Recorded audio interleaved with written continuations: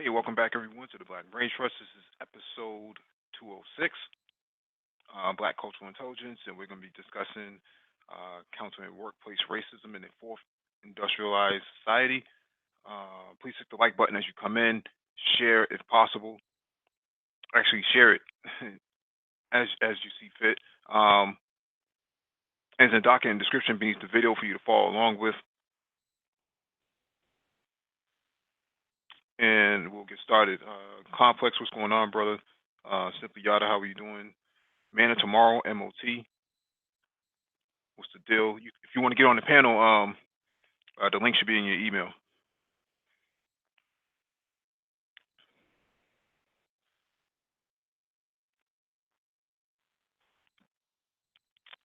And we're gonna get started. I'm gonna actually share my screen.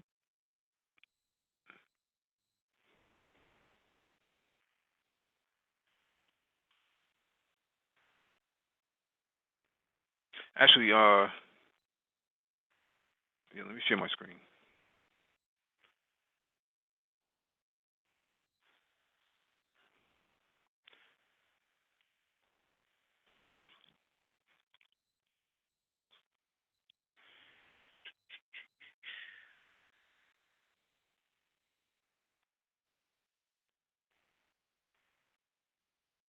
All right, so first item on the docket is from Bloomberg.com. Two U.S. solar firms have been accused of workplace racism.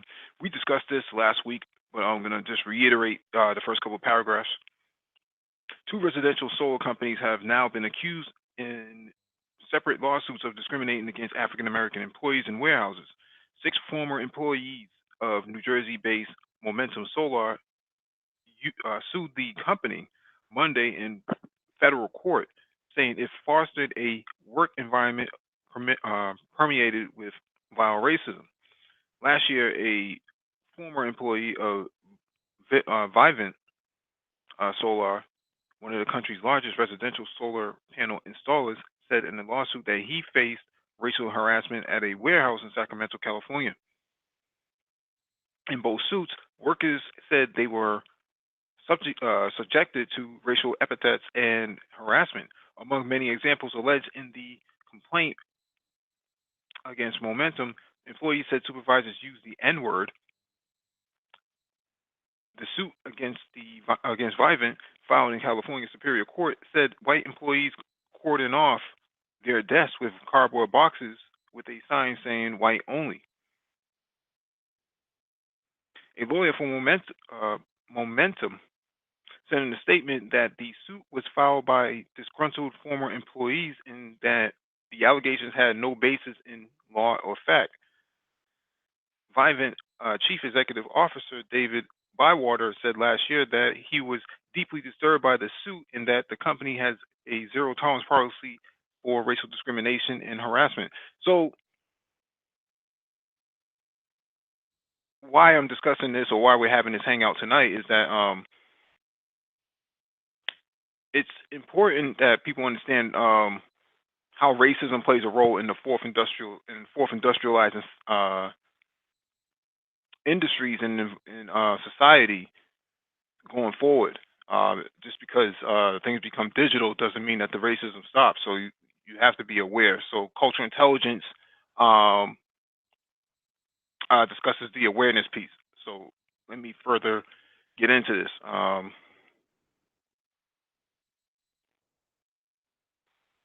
There's a second link in the video. Let me share my screen real quick.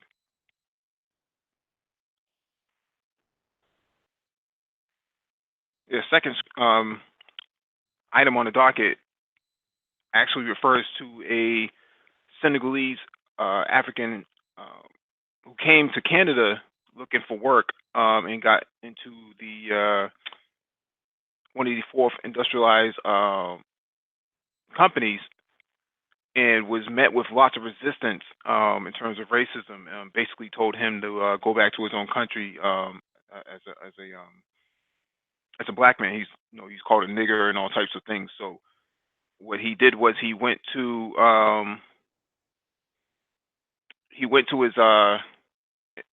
union, and the union actually took up for him, and he was able to counter a lot of the biases in office. But what was happening initially was that he was not getting any support from HR, um, and actually drove him into a state of depression, which is what racism seems to do to a lot of melanated people. It seems to drive them into a sense of hopelessness. So that should be taken into consideration. If you get the opportunity, it's a 5 minute video. You should actually watch it. It's very interesting, from start to finish.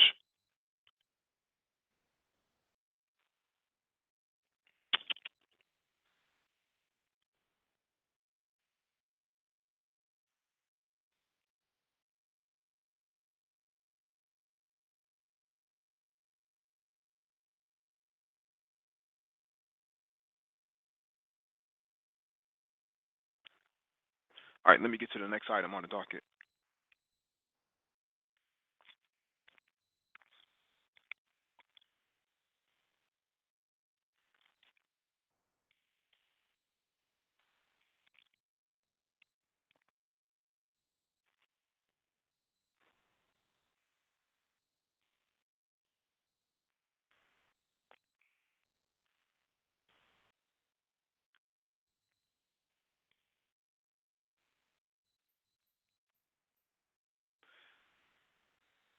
Excalibur, what's going on?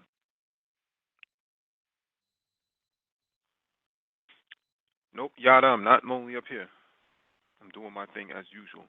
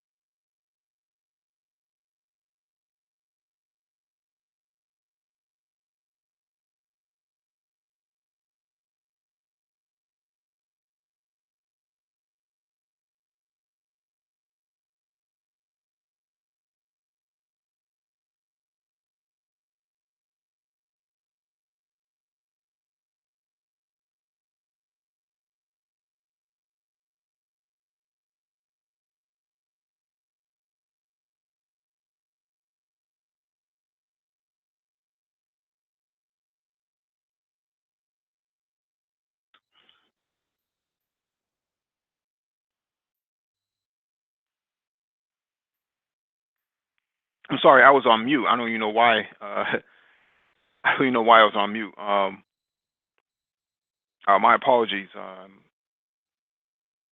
If you're following along, you kind of understand where I'm going with this. I haven't said anything that the article has not already stated, but I'll finish reading the last couple of paragraphs. Hearing people freely use racist terms, phrases, and statements can be threatening to POC who recognize the symptoms and dangers of racist society. Although this should never be tolerated and should always be addressed by company management, this often fails to occur. Minorities are put into these circumstances time and time again because their white peers and coworkers don't understand racial sensitivity. Although racial diversity and sensitivity are concepts that most people, especially those in management, should be expected to understand, a lack of diversity in the workplace often makes this a more complicated situation.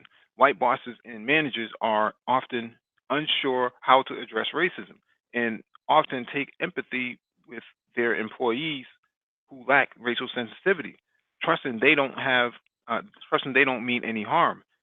They are unwilling to take corrective action regarding those who exhibit racial attitudes.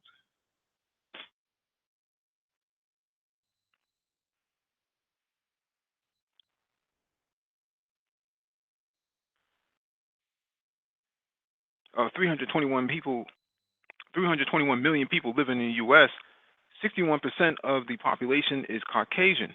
Although such a large portion of the U.S. population came from diverse backgrounds, they are not treated as the norm. This can lead to casual racism even in government organizations.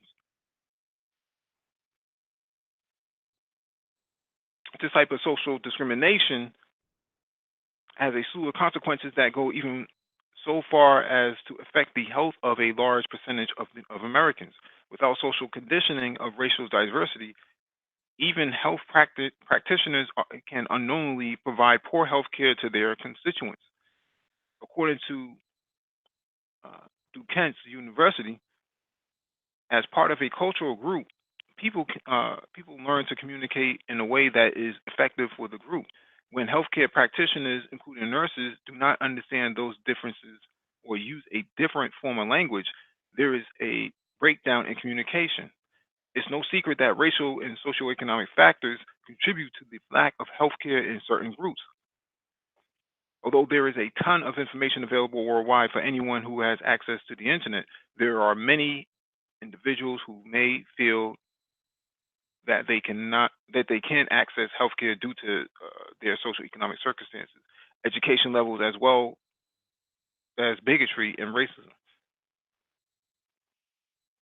are often cited as factors that exacerbate a person's lack of access to healthcare in certain areas, as noted by Bradley University.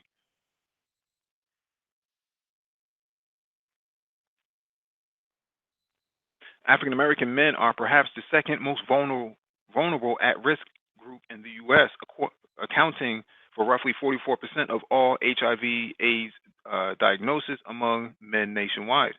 The mortality rate for Black patients is equally disturbing. Nearly 20%, 20 of every 100,000 diagnosed died, the CDC found.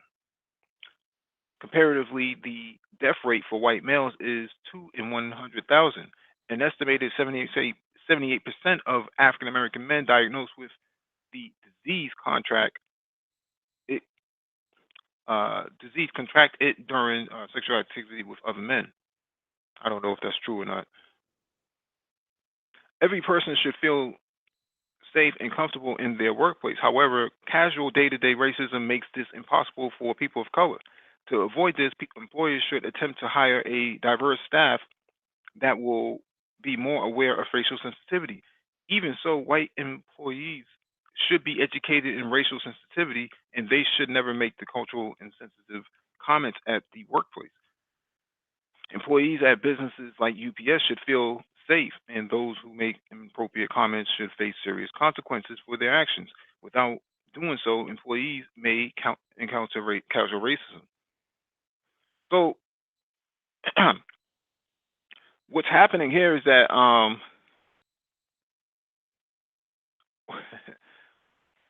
I think what's happening now, and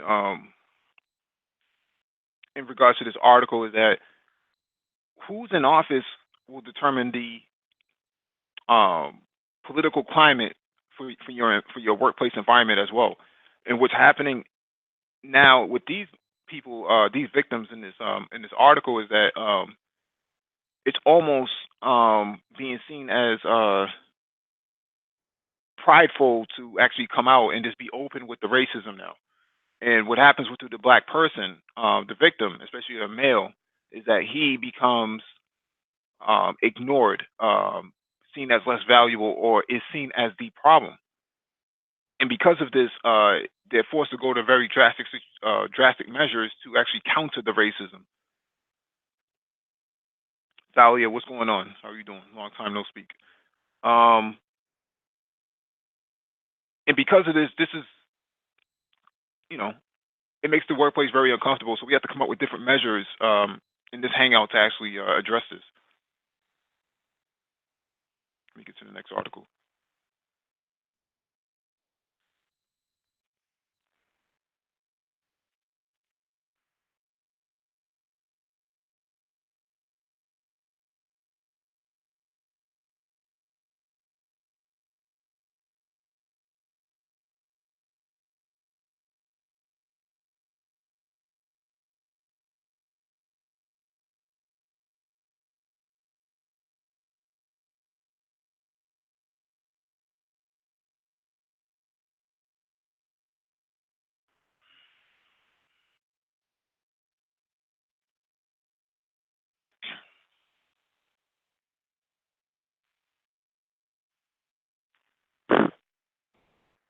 All right, this next one is from DetroitNews.com.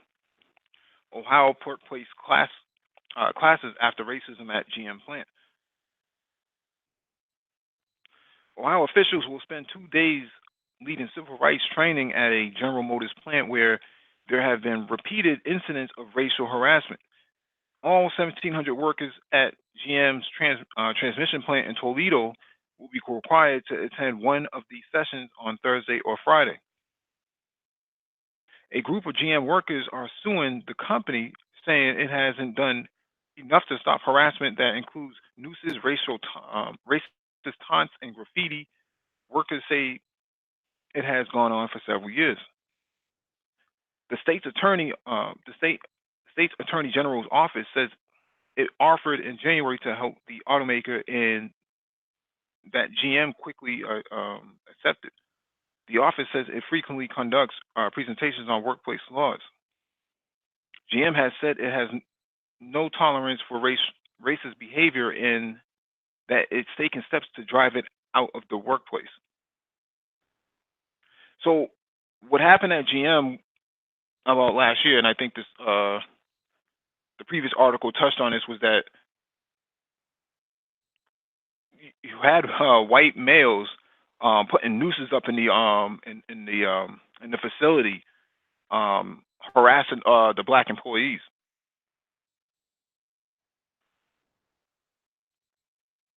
and this escalated way out of control. Where you had SWAT stickers being painted everywhere, all types of racial graffiti. This a whole slew of things that should never have happened. You would think that GM's HR human resources would actually address this issue, and they didn't seem to really care too much. And I think that's um, part of why it spiraled out of control. But there are laws in place that protect black people, especially black men, and I'm wondering why these organizations don't seem to understand this. Either they do or they just don't see the benefit. So let me get to this next article, and then I'll go into a little bit something different.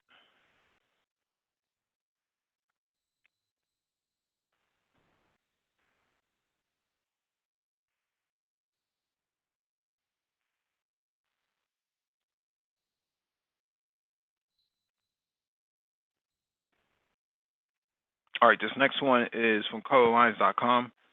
Former CBS exec calls out racism at media giant. Former head of diversity Whitney Davis writes that the company is fraught with systemic racism, discrimination, and sexual harassment. In a letter published by Variety Tuesday, a former CBS Entertainment executive gives readers a window into a workplace she says was built on racism and sexual harassment. Whitney Davis writes that as director of entertainment diversity and inclusion at the company, she worked with investigators looking into the widely publicized sexual misconduct allegations against former CEO Les Moonves. When the findings emerged via a sanitized memo leaked to the New York Times, Davis writes that she realized that there would be no real change to the company culture. Davis, who started her career 15 years ago at CBS Evening News, left the company in February. She breaks down why in the letter. The company has a white problem across the board. Did you know that there's not one black creative executive working at CBS Television Network or CBS Television Studios? Of the network's 36 creative executives, all upper management roles that deal with content development, casting, current production, daytime, and alternative programming, there are only 3 women of color, none black. There is not one executive of color working in casting at CBS. The one Latinx executive hired in casting last year lasted 8 months. He works at Netflix now. Davis goes on to share anecdotes from her early days at the network alongside more recent ones, casting a light on a workplace she describes as fraught with systemic racism, discrimination, and sexual harassment. From December 2011 through December 2013, I was mentored by execs in casting, drama development, daytime, current programming, and marketing. In every meeting I attended in those departments, I was the only black person and often the only person of color. A common theme was that talent of color and creators from marginalized communities weren't good enough for CBS. I sat in meetings where Peter Golden, the head of network casting and talent, flipped through headshots of minority actors, commenting that they weren't good enough while suggesting white actors who be a better fit. During a stint in drama development, I saw that the overwhelming majority of creators, producers, and hired writers on CBS were white and male. During my drama development rotation, an executive made an Aunt Jemima joke, if there's a such thing, in front of me and several colleagues. Davis closes the letter by saying she hopes it will serve as a takeaway for major corporations on the value of investing in people of color and others from marginalized communities. So, what this woman, Whitney Davis, ran into was the Good Old Boys Club, where they plan on keeping it the way they see fit. And that means more white males, more pale-faced males getting the opportunities that they don't deserve, while everybody else has to work their way up. And in this, and in that environment, you really don't have any sort of upward mobility. And I find it interesting that she stayed there for so long, but didn't see the necessity in getting out when the getting was good. So she kept collecting her paycheck when it was good enough for her. But the other person who was supposed to be a Latino actually got out of there in less than a year. This is a pretty common practice for black and brown people, right? And I say brown meaning those who do not identify with ADOS. When the stress levels are so much that you don't have any other recourse, there's something called fight or flight. And fighting means you're going to stand up and you're probably going to go to HR, you're going to probably consult with a lawyer, and you're probably going to sue the company. Flight means you're going to actually take off and you're probably going to leave without even putting up a fight to begin with. And in this case, that Latino gentleman actually left on his own and went to Netflix. Actually worked out better for him. From what I hear, Netflix is uh, really diverse and open to inclusion of black males and brown males. I think one of the head tech people over at Netflix is actually a black man. So if I remember correctly.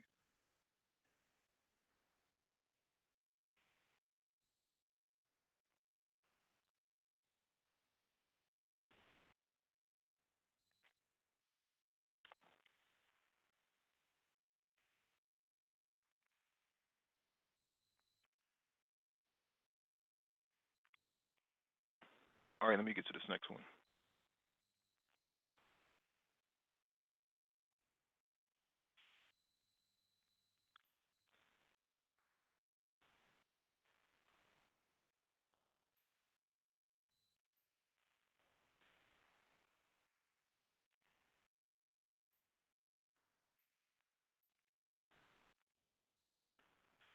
All right, this one is from Chronicle.com. They complain about their office, then Keen Yu took their jobs away. This is supposed to be a group of people who got let go.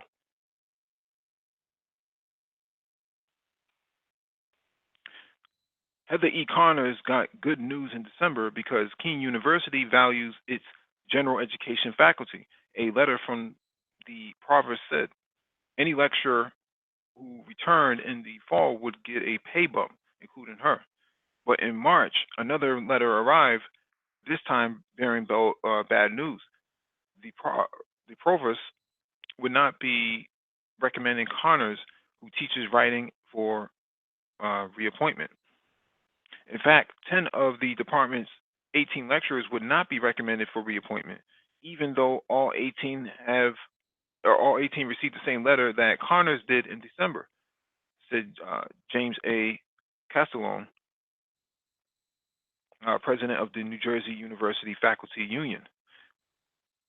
The December letter said that Keene was investing substantial resources to continue its improving graduation rates, and that general education faculty members were a critical component in our delivery of academic services to our students. And yet, over the past 3 weeks or so, without warning, more than half of the department's lecturers have been told they wouldn't be coming back next year, Castellone said. Why? According to Castellone, Connors and other lecturers whose contracts weren't renewed, the department was being cleared of the people who had spoken up the loudest about their working conditions, which they said weren't quiet enough or private enough to talk confidentially with students. The lecturers were advocating for the best interests of their students directly with the president, Castellone said, and they are being fired for doing so. A Keene spokeswoman disputed that assertion. Karen Smith, a vice president for university relations, said in an email that administrators fairly and equitably review each lecturer's contributions in teaching and service to make other to make the recommendations for reappointment. We recognize the people who are recommended for another contract are often upset and may put forth explanations that are irrelevant, she said. So again, these people speak out and they get shut down. And in this case, they have no recourse, so they feel defeated, and that defeat leads to social anxiety and depression and things of that nature. Other temporary and permanent impacts.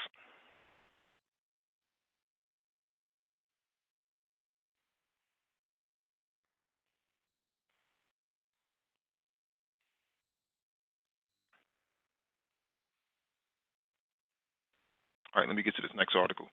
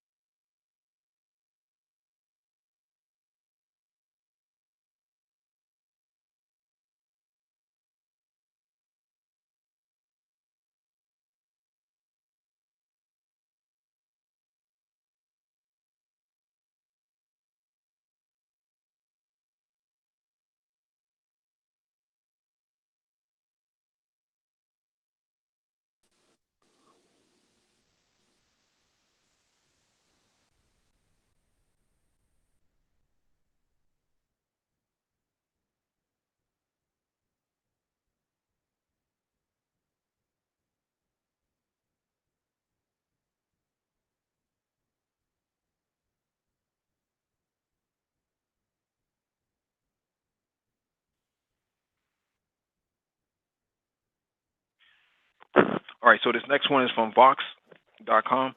Workplace discrimination is illegal, but our data shows it's still a huge problem. Ron Law walked into the break room at work one morning and found a noose hanging from the ceiling. It was one of the 8 nooses that black employees reported discovering at the Austell, USA shipyard, according to court filings. They were part of a chilling pattern. The workers allege racist graffiti regularly appeared in the men's restrooms. The workers described images of hanging men, threats against specific employees, and Ku Klux Klan reference scribbled inside stalls on the mirrors and walls. Sometimes workers said slurs were etched into the ship wall and into the ship law and into the ship's law, and others helped build for the U.S. Navy. Law also said he heard a white supervisor refer to black employees as monkeys over his walkie-talkie. Austell, which denied in court filings that its employees experienced any illegal treatment, did not respond to multiple interview requests. In late 2006, Law and 18 of his fellow black co-workers sought relief through the U.S. Equal Employment Opportunity Commission, the agency created to investigate workers' complaints of job discrimination. A year later, their case is still not resolved. They gave up waiting on the EEOC for help. That's how it often goes. Each year, the EEOC and its state and local partner agencies close more than 100,000 cases. But workers receive some form of assistance, such as money or change in work conditions, only 18% of the time. Employees seeking help are even less likely to get it now than when Law went to the agency. No group of workers alleging discrimination, age, gender, disability, and otherwise fares well. Race claims, however, are among the most commonly filed and have the lowest rate of success. Go ahead. Sorry, Clarence Thomas was head of the EEOC. Years ago before he became Supreme Court judge, and the EEOC is basically there as a kind of a buffer organization where people can say, yeah, you can throw your claims in, but it's a black hole. Shit goes out, nothing. A lot of crap goes in, nothing comes out. So this, it doesn't do anything. It's just like what was happening over in just last year, maybe earlier this year, the GM plants that were having some closings or whatever in Ohio. They were doing the same thing, hanging nooses, threatening black supervisors, and the whole deal. And white folks were starting to get tight. They thought they were going to lose their jobs, and the next thing you know, they were talking about killing black employees. A few people left because they were afraid. So you've got that going on, right now. And this is going on in GM, where your former President Obama saved the auto industry in Ohio. And now there's some plant closings underneath, the Trump administration, and they've been hanging nooses around there as well. I don't know if you've got any information, any stories on that. We just went over that before you got on. Oh, you did? Okay, I didn't know. The brothers at UPS had the same exact issue. Nooses being hung around everywhere. Brothers at GM having the same issue. The brother in Canada that we covered initially at the opening of the Hangout had the same exact issue of nooses being hung. This is in Canada. They're hanging nooses against the African brother who came over here from Senegal. Insane. So we see this sort of consistent pattern of wanting to go back to the days of old, right? The Jim Crow days, for that matter. You don't even have to go back pre 1865. They're talking about just straight Jim Crow, where we're going to do just as much to intimidate you, to get you up out of the job and get one of our buddies in there. But what I agree with you about the EEOC is basically a black hole. You Yeah, submit a case and it goes nowhere. it's just there. It's it's funded. It's just there. The government funds it, but it does nothing. Hmm. Zero. Almost no teeth. A lot of gums, no teeth. Hmm. And I think what I see from most of these cases, it's actually black men that seem to be attacking, less so black women. The case that we did cover with the black woman from CBS, um, she didn't have the same. Uh, she didn't receive the same impact that the men had, right? So men are having nooses hung against them, going to men's bathroom. There's all types of graffiti, racial graffiti around. Whereas with black women, it seems to be more subtle, right? So they might call her, they might make a Aunt Jemina joke or some passive joke, but not it's not physical impact, right? You walk into a bathroom, you see a noose hanging, or like the firefighters, I think they were in New York or something like that, where they had the shine monkey on there with the symbols, banging back and forth. Um, they had that in the guy's office. Uh, so you see them going through greater lengths to attack black men over let's say black women, right? It's not like a white woman stuck her foot out, and at least I haven't heard this case. It's not like a white woman stuck her foot out and made a black woman trip, or they put a whoopee cushion in the black woman's chair or something like that. And she sat on it and farted. I haven't seen anything like that. But what it seems to me with black men, the cases are very more egregious and more hard hitting, right? It seems to provoke more of a physical response. Well, yeah. Well, you threaten. You're more of a threat, so they're going to come after you more aggressively. This has been well known. This is the history of this country. We've seen, when they were doing a lot of the lynchings and so forth, they weren't, not that black women didn't get lynched because they did, but they certainly lynched a lot more black men than they did lynch black women. So we saw that, and this is in the same vein, no different. It's America.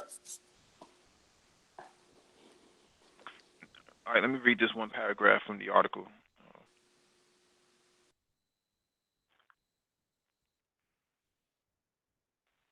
When the EEOC was created under Title IX of the Civil Rights Act of 1964, it was initially given few tools to enforce law.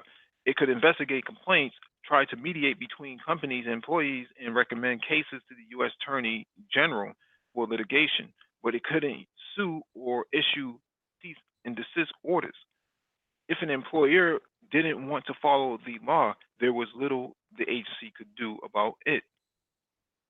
We're about to we're about to kill an elephant with a fly gun. The EEOC chair, Stephen Schulman, told the Wall Street Journal in 1967. Its weakness was by design. Many members of Congress were opposed to instituting instituting board federal protections against workplace discrimination. More than 200 fair employment measures failed in the 2 decades before the Civil Rights Act passed. One opponent of the act was Representative Howard Smith, Democrat of Virginia.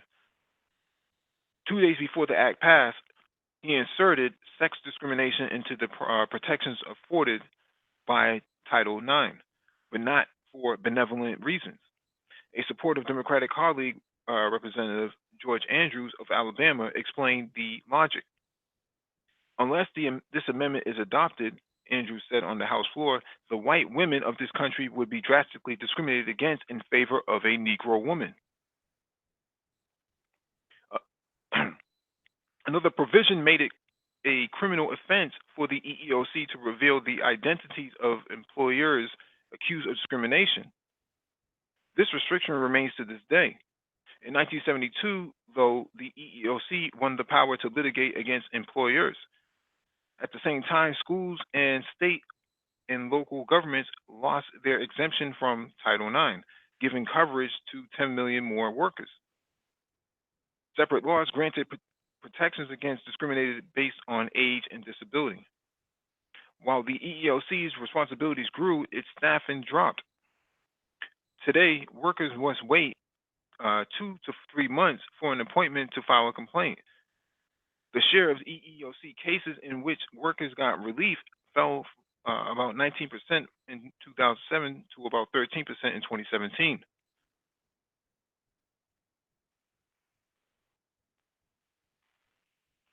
Um, this is a really long article, but I just wanted to highlight that.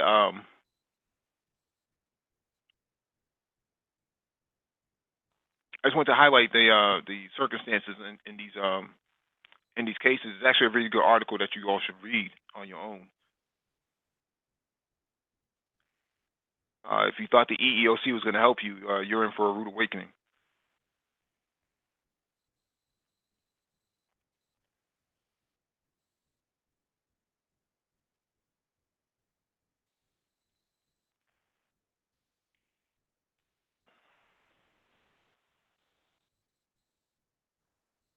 Oh, I see Yana made in the comment that why are people trying to make it sound like it's easy for black women? No, nobody's saying that at all.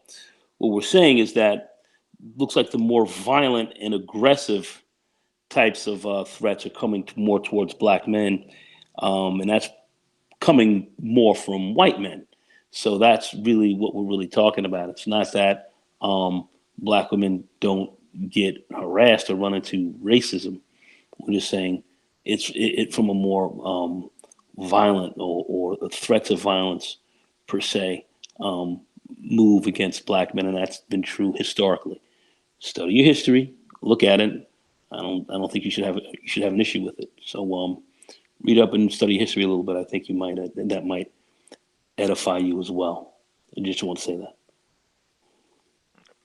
Yeah, I agree with that. Rosie Reyes, how are you doing? Um, Let me get to this next article.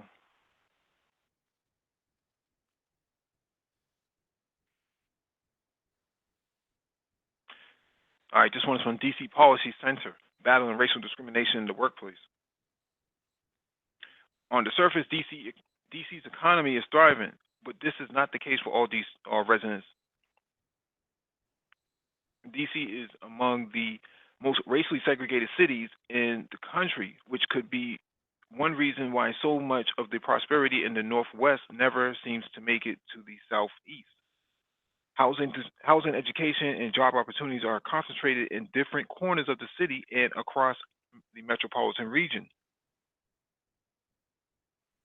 Employment is a major factor in economic opportunity and economic stability, but there are major disparities in employment and wages by race and ethnicity in DC and across the country. Racial inequalities, racial inequities in employment outcomes are driven in part by effects of structural racism, but also systems and actions in the present day, including deliberate discrimination, unconscious bias, systemic practices, and structural barriers. The district already has some of the most comprehensive anti-discrimination laws in the House and housing and hiring, but there may be limits to what laws alone can do. Truly, bridging the present divides in employment rates, wages, and other measures of income and wealth require deeper engagement with the private sector and a commitment from business leaders to actively address direct and indirect racial discrimination at every step of the recruitment and hiring process. Black job seekers should have the same shot at landing a job as a white applicant, but across the country, equally qualified black job seekers generally do not. The cascading effect of racial bias means there are fewer callbacks, fewer job offers, less ability to negotiate, and ultimately less income too. Compared to other cities, DC's labor market has some of the characteristics that might discourage workplace racial discrimination. DC has a large public sector, and public sector labor practices tend to be fairer for minorities and women thanks to more transparent hiring procedures and clearer salary guidelines. There also tends to be less discrimination in places where there are relatively large communities of color. For example, one study found that Baltimore, which has one of the nation's largest percentage of black residents, also has less work-related racial discrimination. However, disparities in employment and income are even starker in DC than in the nation as a whole. Nationally, the black unemployment rate is 2 times the white unemployment rate in DC. The black unemployment rate is 6 times the white unemployment rate, and black residents in DC with a college degree are 3 times more likely to be jobless than their white peers with the same degree. Most of the literature and randomized controlled experiments on workplace racial discrimination focus on the higher skilled labor market. The typical study sends out similar or identical resumes or of college graduates with different types of names and then notes the difference in callbacks. A recent study found that DC applicants with black sounding names receive 6% lower 6 percentage point lower callback rate than those with ambiguous or white sounding names. These studies generally find that the higher up the education ladder required for a given job, the worse the callback disparity between races. Research also suggests that racial bias is still strong and rapidly growing customer facing service market, which is disproportionately a source of employment for people of color in DC. One academic study found that black men earn less in markets where both customers are more prejudiced and customer facing jobs are more prevalent. Another found that workers of color were less likely to be hired in fine dining establishments than equally qualified white workers. I'm not going to read this whole thing. I'm just kind of skimming through it. But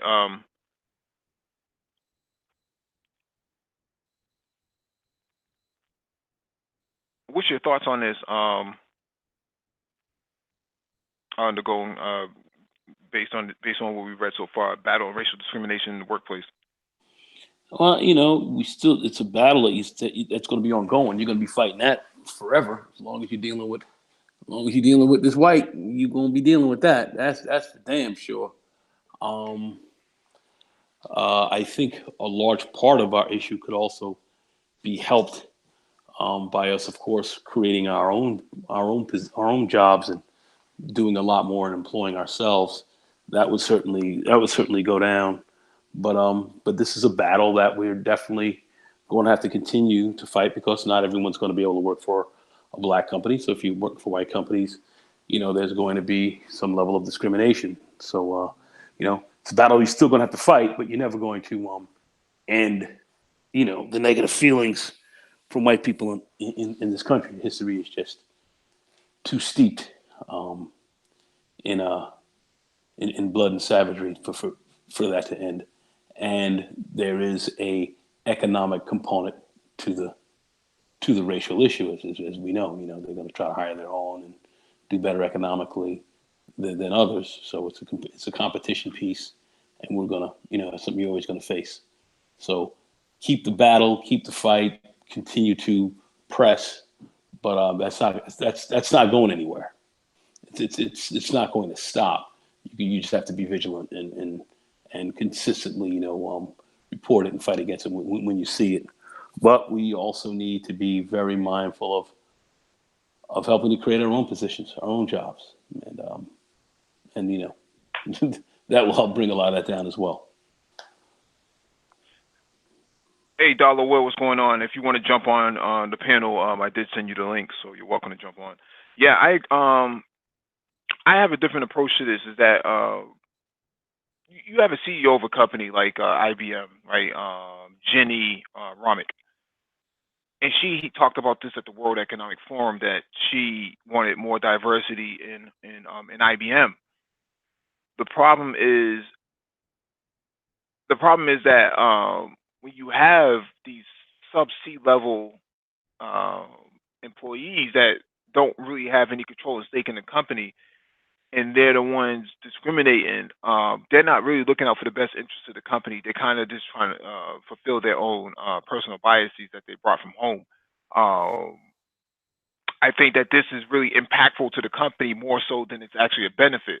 Uh, I talked about this some months ago, but I can't find the article right now. But they were talking about in Silicon Valley how when they had more diversity, they got better product production, right? So I think it might have been Microsoft or something like that. But they were able to develop better products in the tech space. Whereas when they had less diversity and almost no diversity, they got less done. So they were less productive because everybody was pretty much of the same personal bias, right? So they kind of just work based on how each other felt. If they all felt the same, then they just did the same exact work, and they never had any true innovation. And the innovation was that came later came from the hiring and diversity. So I think what happens in these cases like this, where they say personal bias or racial bias, um, if HR is not looking out for the best interests of the company by having that sort of diversity, you have to ask yourself who benefits from this, because the company's not benefiting at all from this, and the employees are not really benefiting at all. I mean, you got white, pale faced men putting nooses in offices and putting these shine monkeys in there. You wind them up and they do the little dance, and they dance like the shine like they are. Little mini ABLs running around. Um, how is this beneficial to the company? Like, why is this being tolerated? Dollar Will. Labials. Oh, shit. Hello, everyone. Can you hear me? Yes, Can you sir. hear me? Yes. Yes, sir. First of all, let me say I didn't hear in the beginning, so forgive me if I repeat anything. But Hmm. I know about this situation. Okay, let's just say I went through the process with the EEOC. Okay, so I know this issue extremely well. um, with the last stat that you quoted, all the research I've seen or that I've read that go back to the 70s, all say what you just said. It's not a new thing that more diverse companies are more competitive, and it shows up on the bottom line. Because when the people in the management decision look like in the management class or the decision making class, when they look like America, they can tailor their product or service better to the marketplace. So so that's been a long standing fact. That to be diverse is just good business. You know, but yeah, the EEOC, the way the court system is set up, you are required to go through the EEOC to secure a right to sue letter. You have to go through that process in order to file a lawsuit. You cannot file a lawsuit for discrimination unless you go through the EEOC. So it's become sort of like a racket where lawyers use the EEOC process, hoping to scare the company enough to secure out of court settlement. So you have a lot of it's expensive. It's incredibly expensive to sue in this country. It's incredibly expensive. So most lawyers, I mean, law is a business. It's sort of like healthcare. It's like healthcare and legal services are central to our democracy, but it has a price. So, it's just how much of a democracy do we really have? So, the legal profession, it's a business. So, you have about as many, you have as much equality as you can purchase. Okay, so Hmm. that's that. Now, what I see as the problem is if all roads go back to culture, we have this mindset in our community that we're post-racial. you hear it come up in, conversations in the manosphere.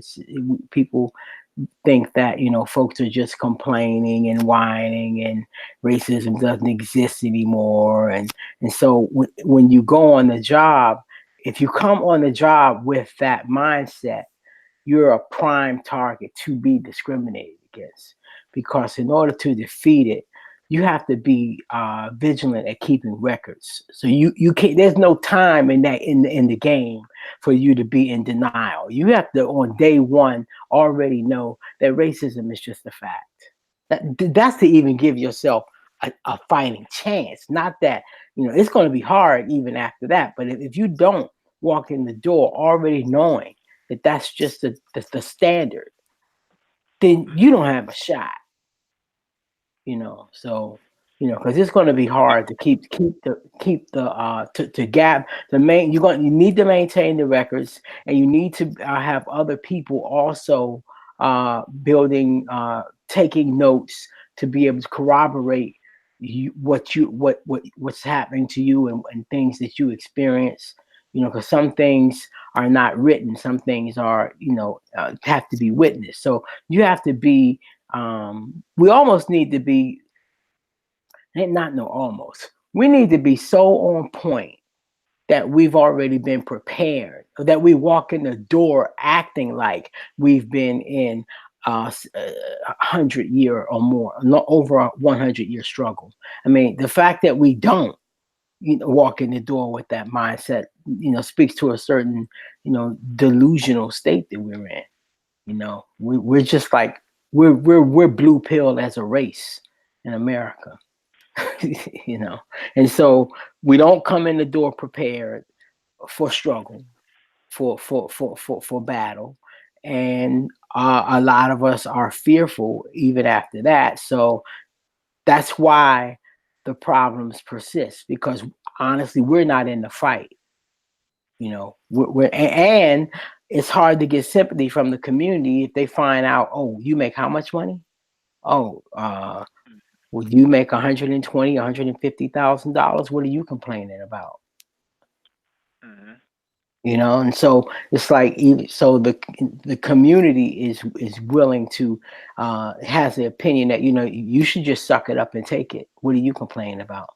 We have managers, even black managers, tell employees, black employees, managers who are in a position to do something about the discrimination, and basically tell you, well, what are you complaining about? You should consider yourself lucky. We're not allowed, we black Americans are not allowed to feel and think of ourselves as being entitled to equality of opportunity. Instead, we are expected to think and feel lucky for having the chance to be there, grateful. We should have gratitude, okay? And so in some of this, I'm gonna spread it out to that ADOS conversation. A lot of blacks that come from other places that are not Black American, they're they from other places in that diaspora or Africa. They, as a visitor to America, they do come into the place with a certain kind of gratitude, as they should, because they are a guest. But not enough of us, come in with the, even when we come in feeling entitled, we don't come in prepared to secure the equality. It's not gonna, nobody, you have to fight for this stuff, And another major thing I've seen happen in a lot of workplaces, and I'm gonna wrap it up, is over my years of in the workforce, the initial hire probation has gotten longer and longer. It was 3 months probation when I came in. That was pretty normal, but now it's 6 months and longer. That's you can do a lot of damage to a worker in 6 months or more, to their reputation. And in that initial hire probation, the way that the laws are set up, you pretty much, unless you're in a union environment, you are what's called, the law considers you what's called an at-will worker. That means the employer can fire you for any reason or no reason at all. So first walking in the door, you have to know the law, that while you're in that at will status, the first thing you have to do is get off of probation. That's not the time to fight anything. So I would say that. So, but that all comes from knowing that you're in a battle and knowing how to move on the chessboard. Your first move is to get off of the initial hire probation and keep notes. That's it. Don't get in no fight in the initial hire probation, because the law is hostile towards you. The laws treat you like a temporary worker, and the temporary worker has hardly any rights. So, sorry I ramble, but No, your ramble is actually welcome and good. That's what I was expecting. I wanted. Mr. Paul Bryant. Hey, good evening. Good evening, gents. Mike, Nagone, Dollar Will. What's up, Paul? Hey, Nagone. peace, bro. How are you, Dollar Will? Respect, sir. I'm not gonna stay on long. I stayed up late. It's it's 20 after 3 in the morning. I stayed up late. I saw this topic on the email chain. If you can give me a little bit of latitude, coming out of high school, advanced placement in microeconomics. I went to college, economics major, business and finance minor, interned at Merrill Lynch for one summer on Wall Street, had another summer internship. After 4 years of college and business school, graduated and I went to work on Wall Street. And I went to work for an investment banking firm. And I specialized in international arbitrage. Dollar Will and Nicole know what that is. For those who don't know, very simply making money off of the difference in the amounts and the values of international currencies and different ways of trading currencies and making money that way, as well as others. It's more complicated than that, but that's very simple. To speak to little mini aggressions and the microaggressions, first and foremost, when I came in, I was one of two black guys um, at the firm that I worked at when I graduated. So I really had no one to talk to. Um, I wish I had someone who could mentor me. I wish I had someone who could talk to me. Now, I grew up going to white schools in a white neighborhood, so I already had exposure to people of other groups and the history. So I know and knew how to weave through all the little comments and all the little cultural references. So it wasn't new to me, but it's there every day. And sometimes black people don't even realize how certain slights are directed towards them if they've had no prior experience. So when it came time for me to study for my Series 7 exam, I had to do it alone. I had no one who I could talk to. I had no one who I could study with. Um, I was one of the 20% people who passed it the first time out. Then, you know, I could be a full-fledged member in the firm, and I worked as a trainee under the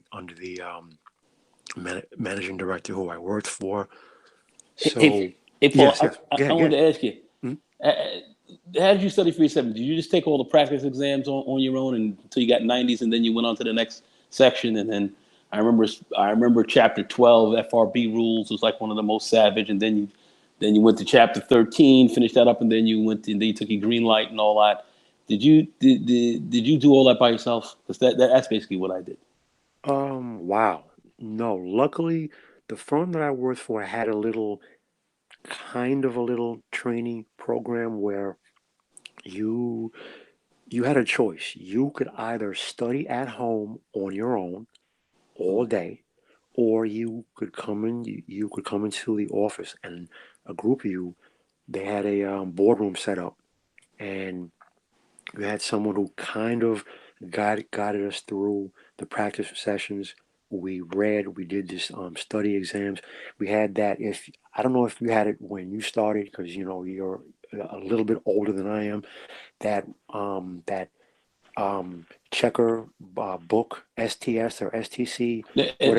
We had the STC books, and Okay, then you, right, you you had to read your chapters, and then you had the correct, practice exams in the back, and you had to correct. take the practice exams. Yes. That's all I did. I took the practice exams. Okay, I took them till I get 90s on each section, and then I right, moved on. right. And that got me through. It took me 90 days to study for it. It took me about Ni- 3 months. Um, yeah, Yeah. It took me about 3 months, and I yeah, got an yeah. 80 on it. No, The test was I'm a just, bitch. Yeah. I'm just trying to Because remember back. I was just thinking because I didn't have at my firm we didn't have a lot of people that wanted to sit, especially with me. They didn't want to sit down with me. Mhm. They did, so I had to do it on my own. Yeah. That's Okay. all. And it was a tough test. For me, the hardest part, most most most people, they either struggle on, memory serves correct, they either struggle on options or they struggle on bonds. For me, I actually found bonds easy. I struggled on options, remembering the expiration dates, remember what everything was. Oh yeah, A yeah. You put talking about spread, a call spread, a call yeah, put spread, uh, a put call yeah, spread, covered, uncovered, margin, straddles, puts and calls, strategies, and the expirations. yeah. But I finally got it. I got it, and it was a pleasure to call down to the traders on the SIBO, the Chicago Board Options Exchange. But Uh, the point I'm trying to make is when you are one of a, if there's, for argument's sake, if there's 300 people in your office on the floor that you're working on, and there's five black guys, automatically you're looked at as you're a affirmative action hire, or you just don't know what you're doing, or you are less than. All right, so we can debate the reasons behind that, but it's real. And what I'm saying is, I wish I would have had a mentor, someone to talk to me, someone to help me when I started out. It wasn't until I had about three or 4 years in the business where I was at a some sort of a junket. There were a lot of high net worth individuals there.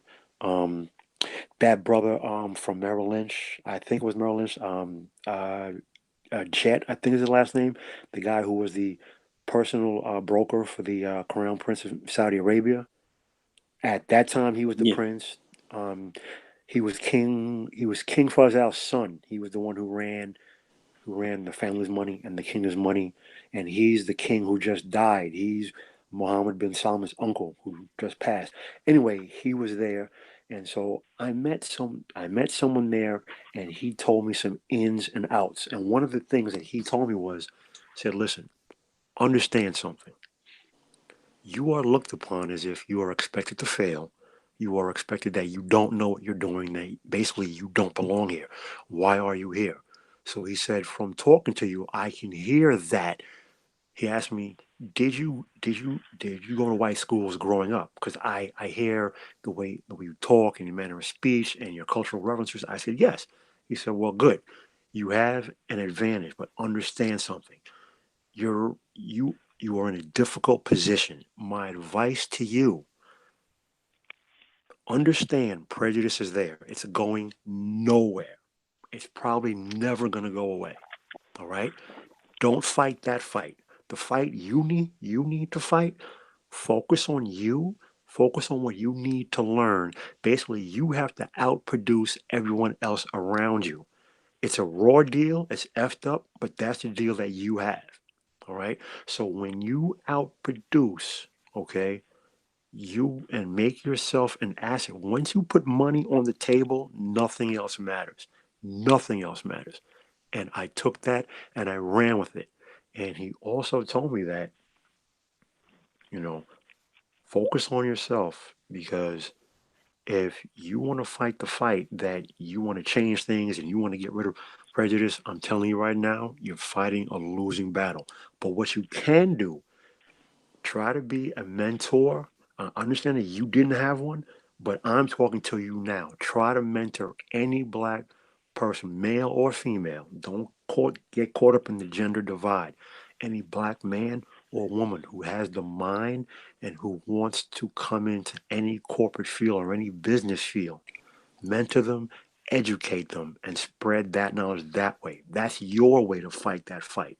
So It, that's been my focus for the past 25 years. that's a great example. It's pretty funny because when I went over to E2 Broad, we had managing director Sal Mazio, an Italian guy, Okay. and I remember I was rolling through there, and I was a pretty sharp brother, and always well dressed, and I definitely get along with people, so I definitely grew up in a white area, so I knew how to negotiate these people quite well. Mm. And Sal was like, yeah, he goes, yeah, Wall Street, man, you'll be broke and all that. He goes, let me tell you something, man. Back in the '70s, in the '60s and so forth, they didn't want Italian people on Wall Street either. They didn't want Italian people on Wall Street. If you had an O at the end of your name, you weren't getting in here. You True. weren't getting in. So Very true. so his view was, yeah, it's going to be tough on you guys, but it's tough all over. So at the end of the day, step up to the plate, all right? Bust off as hard as you can. Don't fail this 7. Don't fail it. They're expecting you to fail the test, all right? Don't fail it, all right? And step up to the plate and make sure you get it right. I'm going to make sure you get paid. Here's a check. Before he even walked out the door, he gave me $1,100. Sal wrote a $1,100 check from here you go. Go study, come back. All right. Then as soon as you come back in here, the minute you walk back into this door, all right, I'm hitting you with the green light.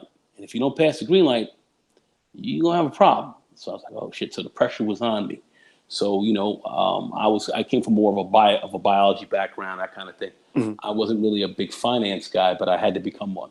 And I had to. That's why I took those practice exams. They had the STC tests that they were giving over there. Over there on Wall Street, they had a couple of guys who were Right. who were in there, going into class, and it was just a kind of a rip off, and they were making it kind of complicated. And I was like, what is all this crap? Let me go take these practice exams. And I just took them test 1, took it 3 times until I got a 90 cold. Test 2, and the thing about the test was you read, you took the test dry the first time, you failed it, of course. But it gave you an example. They gave you an answer as to how to answer the questions. And then I was able to pick that up. And then I found after a while that you really learn how to really take that test. And all the explanations of how to solve equations, solve problems, and so forth, were all there. Your straddles and, your options and all that. The FRB section of the test was very hard. The Federal Reserve Board. And of course, the bonds, which you had to understand the bond yield curve. You had to understand that quickly. You had to pick it up. But you got tested on all that. And after a while, when you took those, I think there were 100 questions to each section. When you started getting 90s on them, you just took those tests until you started getting 90s. And then when you got that, you knew you were able to pass. And I remember I called him. Sal was like, I haven't seen you in a few days. How you doing? I said, Sal, I'm just taking the practice exams. And he was like, that's what you got to do. And anybody else who comes in and studies, you got to tell them they got to take the practice exams. So one of my good friends he came from Syracuse, came down, a brother. I had him in the firm with me, and he sat right in. I put him in the back office to forget all those damn classes that are going to confuse you. Take every single practice exam, and then after I think after chapter 13 and chapter 14 is the green light. You get better than 85% of the green light. You're ready to go in and take the test. And that's what I had him do. And he was a brother with a finance major, and that's how we passed that test, because they were expecting you to fail. Of course, they wanted you to fail. There was at the time when I took the test, there was a 57% pass rate. So most people did pass, but you had high.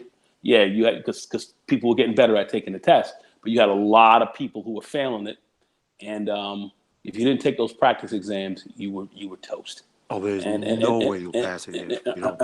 And that was it. And Sal Mazio, an Italian, said they weren't letting us on Wall Street in the '60s.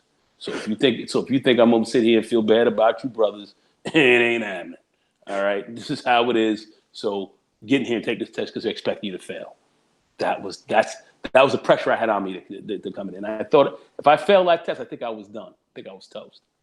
Sal kept me, he kept just a go juice in my pocket to keep me going. Mm-hmm. And then when I passed the test, I was in. And that's how they were playing it. It was a no nonsense game. And for those who don't know, for those who are hearing Nagone and I speak, the Series 7 exam is the second hardest professional exam in the United States of America. Number one is the bar exam to become a lawyer.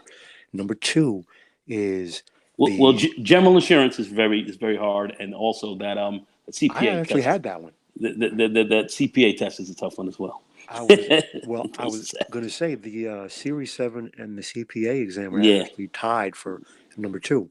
Yeah.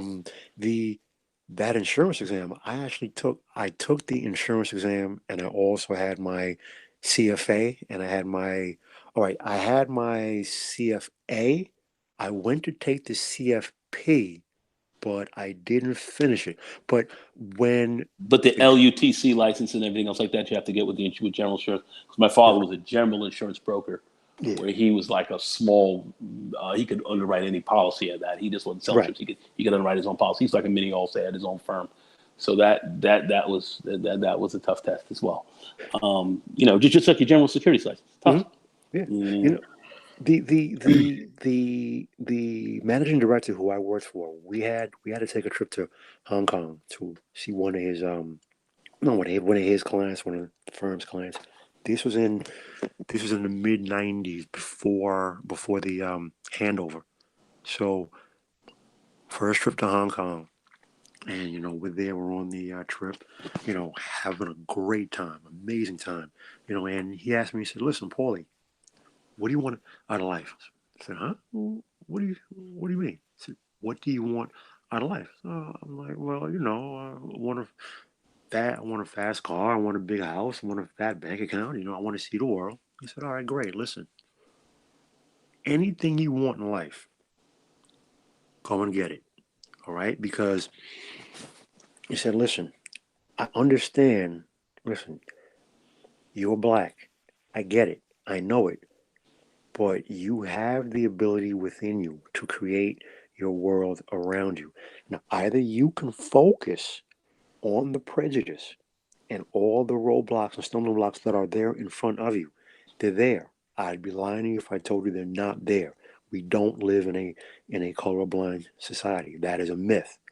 But either you can focus on it. I'm not telling you to say it doesn't exist. It does exist.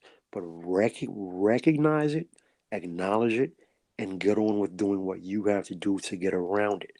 Because I'm telling you, if you fight the fight to change that world, you're not going to be successful in this business. I promise you.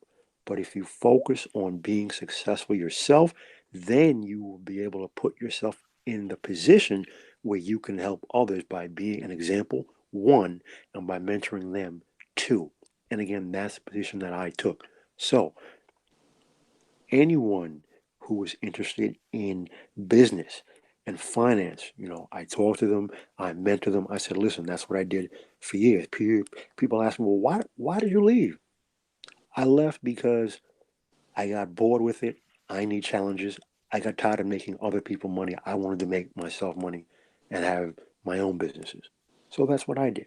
But yeah, I think that that approach that the gentleman told you, cautioned you against taking on racism or whatever. That's a highly personal thing, and I think it's up to the individual. You got to decide who you are and what you can live with. For me, I don't have any regrets about any way. I think I did everything perfectly at my job. I absolutely fought racism, discrimination, took it on. They gonna always know my name at that place. Okay. And I created a self-help group where we trained a lot of people, mentored a lot of people. One thing I tell people, yes, get off of probation. That's one. And some of this stuff is specific. It's going to be specific things to the culture of the industry that you're in. The industry I was in is broadcasting, and there's a culture there of let's see, it's collaborative by nature. So you can't really, you can't work in isolation in that industry. You're part of a team. And so in the place I work, they have specific rules where the senior people were, this rule was enforced. If a junior person needed help and you knew that they needed help and you did not help them, you would get reprimanded, black or white. So I will say this for the company. Now, once I knew that rule was in place, I said, oh, I'm going to milk this. So what I did not do was go off in the corner and sulk because there was discrimination. I said, oh, they gave me a chess move. So I first identified who were the smartest people there. Even if they were the most racist, I didn't care. Who was the smartest people there? And I made certain to ask them for help in writing if I needed to prove that I asked that person for help. And at that moment, my success became linked with their job security. And that's how I played the game. And when I succeeded, it was like a pie in their face because yes, I did it. But then it made them look good because yes, I did it. So you got to Right. Well, you play know, all the pieces on the board. the ultimate the ultimate revenge is success. Okay, because success cannot be denied. You can't ignore it. You can't erase it away. You can't get rid of it. Success, because at the end of the day, the bottom line is the bottom line.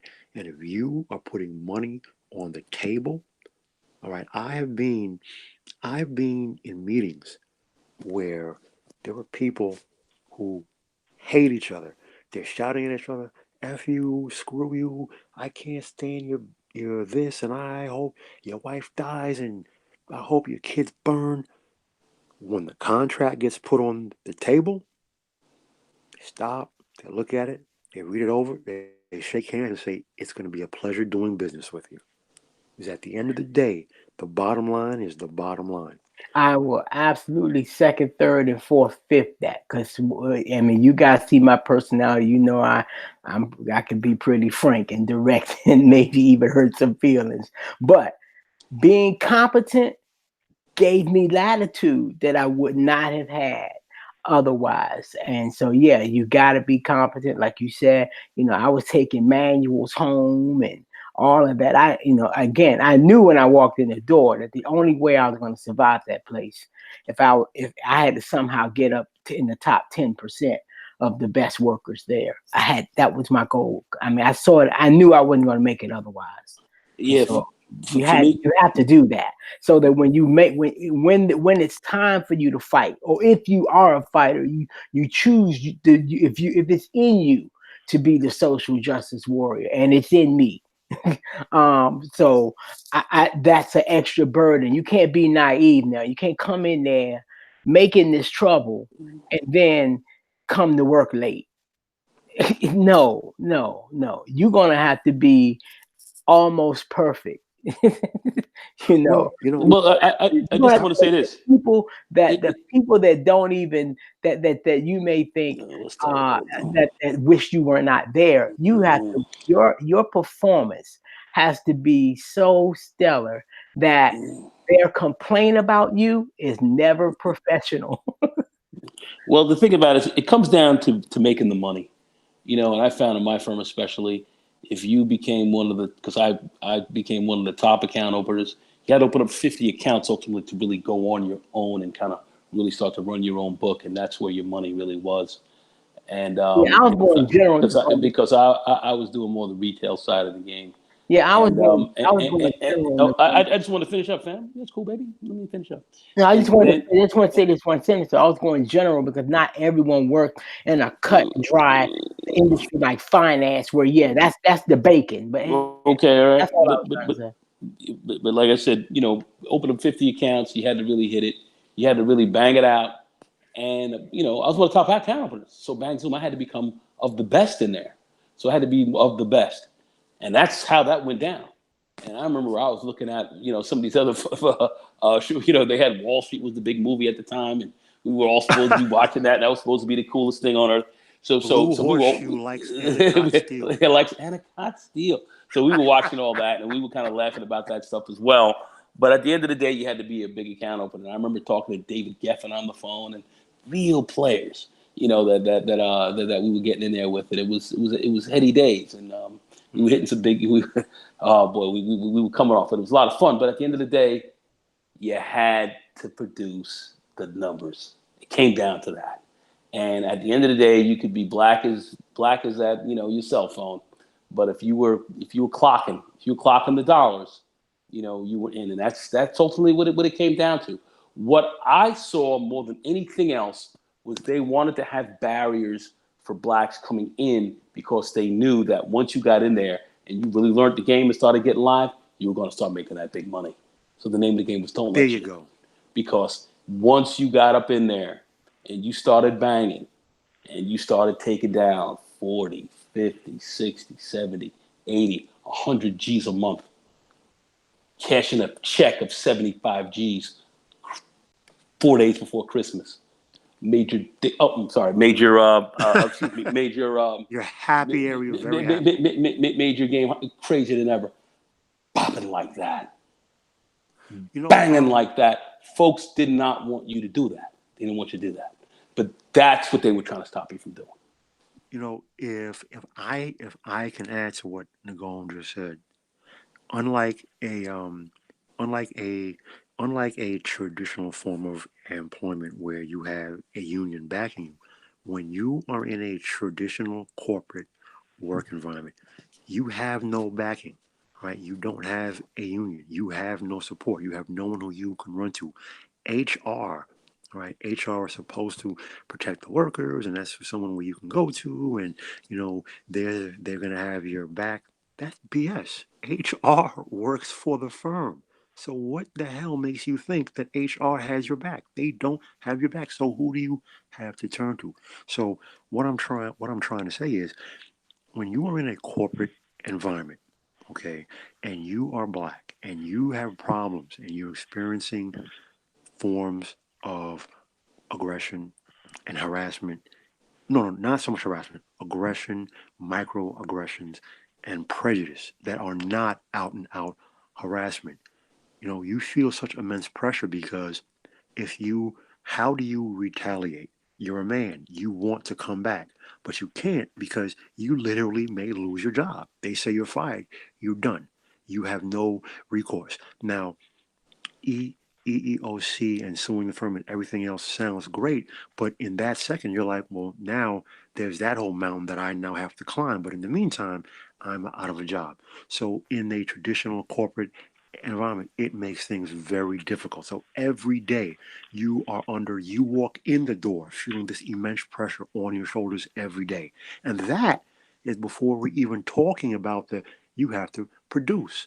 So now you have to think about all the little minefields that you have to go through your day just doing your job on top of the additional pressure of all these prejudices and things that you have to deal with, and knowing that HR does not have your back and you have no mentor and you have no one to talk to, and that makes for a rather pleasant experience some days. And Mike, and especially Nagone, I know you know what you're talking about because Nagone and I worked in the exact same field. I Yeah, was in a different area, but the same field. you are, and you're absolutely right. You got to know the lay of the land. Where the environment you're in and what your options are. What kind of support you have. You're right. Corporate America, traditional corporate environments is very hostile. The place I worked was one of those environments. They did not have a union until I created one. Nice. Okay. Nice. Like I said, I'm a social justice warrior. I'm committed to it. I respect that. Okay. Listen, I highly But, respect that. What you just said. yeah. That cannot be overstated. Right. But now I functioned differently before we had the union than when we got it. When you got to be, practical. So, you're trying to. No, I'm not, it's every individual. And when I was leading, doing my union stuff, I knew that some people, they were not built for that. And I didn't pressure them to be me and move and function like me. I didn't. And they respected that, and they helped in ways that they could, that they were comfortable. I didn't have a family, and they did. And so I wasn't expecting them to take the risk that I did. And so, Hey, I still hear from them today. They still call me up to help me, to ask me questions about union issues. hey, let me jump to this next article. This one is from fastcompany.com. Exactly what to say in these 5 difficult work situations to diffuse tension. When someone attacks your work, we all know the feeling of being embarrassed by a boss or a colleague who takes a pot shot at us or our ideas at a meeting. Whoever it is, you need to respond positively, not defensively. Sure, you'll feel hurt if your boss says this report is not up to your usual standards, or if a colleague is in a meeting pipes up. You're dead wrong. We we we instinctively want to fight or take flight. Fighting creates embarrassment for us and discomfort for others. Taking flight means you will disappear from the discussion. Neither is a good course of action. Instead, take a deep breath, have a receptive expression on your face, and wait for the speaker to justify his position. Once that happens, you can come back with a response that shows that you listen and are taking the high ground by uh, confidently addressing any concerns that individual may have. You don't get along with a colleague. We've all been in work situations where we have have to collaborate with someone who is not on your wavelength, and the best response is to talk things out. Let's say you're a copywriter who likes to work on your own, and your art director is an extrovert. The more she talks, the more unnerved you become. You think of going to HR to ask for a new partner, but chances are that will only mean that HR views you as a problem. There's a better approach. If there is a personality clash, talk it out and just. I'm not a big fan of these suggestions, but there is no common ground on your team. Senior executives make you feel afraid to speak up. Someone makes an insensitive comment. I think these are really politically correct ways of how to deal with the sort of turmoil in the office. But I agree with you guys' previous conversation about how to go about it. I think we have a better solution at the Black Brain Trust. We probably should produce our own articles on this. But I want to go back to something that Paul had mentioned earlier, was that if you think about making these sort of drastic changes, your career could be over. This is a very true statement in the tech industry as well. A lot of social justice warriors try to come in and make these workplace adjustments, to diversity. And what happens here is they end up getting placed into a position where they have no scalability, no upward growth in the organization, and that's a shame, because these are supposed to be your liberals, right? And I'm not making this a political issue, but I'm saying these are supposed to be your liberals, the people on the left, who are supposed to be the big advocates of your advancement, and they're actually working against you.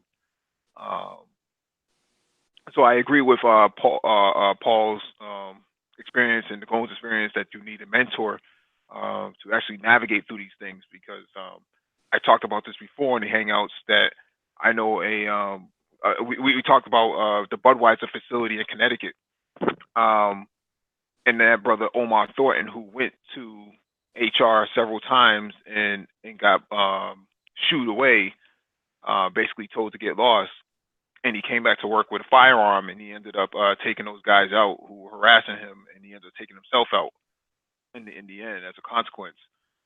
So it's very important that you actually have somebody to reach out to, or you end up like Chris Dorner, who went at LAPD and reports of racism and discrimination in the LAPD, and they ended up trying to kill him, or they actually did kill him, but they went through drastic measures to take him out so that this doesn't, actually get very far. Mike, if I could throw a little monkey wrench into the works here, and then I'm actually going to jump off because it's late at night, early in the morning. Going all the way back to high school, my poli-sci teacher told me that I should he felt I had the mind for microeconomics.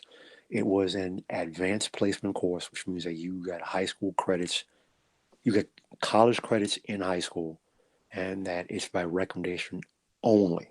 So I said yes, and he got me into the class, and that led me into college and business school. So from college to business school to internships to working on Wall Street, in investment banking, going into the construction field after leaving Wall Street, opening my own businesses. I can say I have had more Caucasian people do more for me personally and professionally than any black person has, other than two mentors along the way. Just a little monkey wrench I wanted to throw into all of that. Now, you may ask me, well, why would you say that?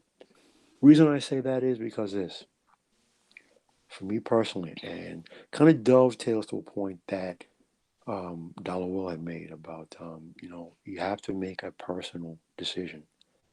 Maybe it's my background. My background was different. My experience has been different from school all the way up to every aspect of my professional life. My experience has been different. I have taken the personal choice to take on prejudice and harassment when and where I felt the need to.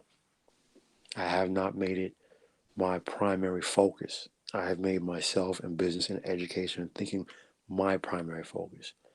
And my takeaway has been, given the situation, maybe a additional course of action would be to sometimes not lead with that focus as the individual's primary focus, but maybe just put the business first and deal with everything afterwards.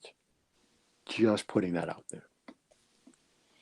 I would say it's interesting, but I've had kind of a different experience. I've had white guys do it, but I saw once I really kind of got my own business going and working with other people. Some of the best advocates I had for me navigating through the corporate environment, especially when I got more into the recruiting and IT recruiting phase, um, was brothers, and I had one sister as well who was in HR.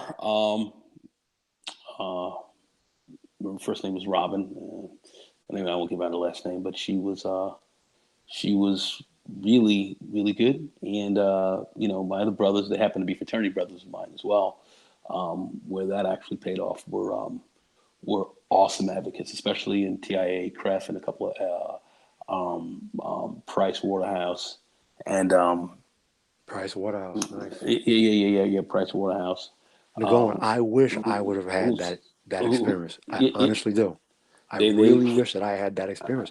I had to go it alone all the way. I just want to say that I did reach out to find them, and I do understand that you may have had to go alone, but the brothers that I did see, that I did form good relations with them, and man, they were they were right on. So like I said, I had to say, some of them had they had a little funkiness with them, but at the end of the day, they were working with you.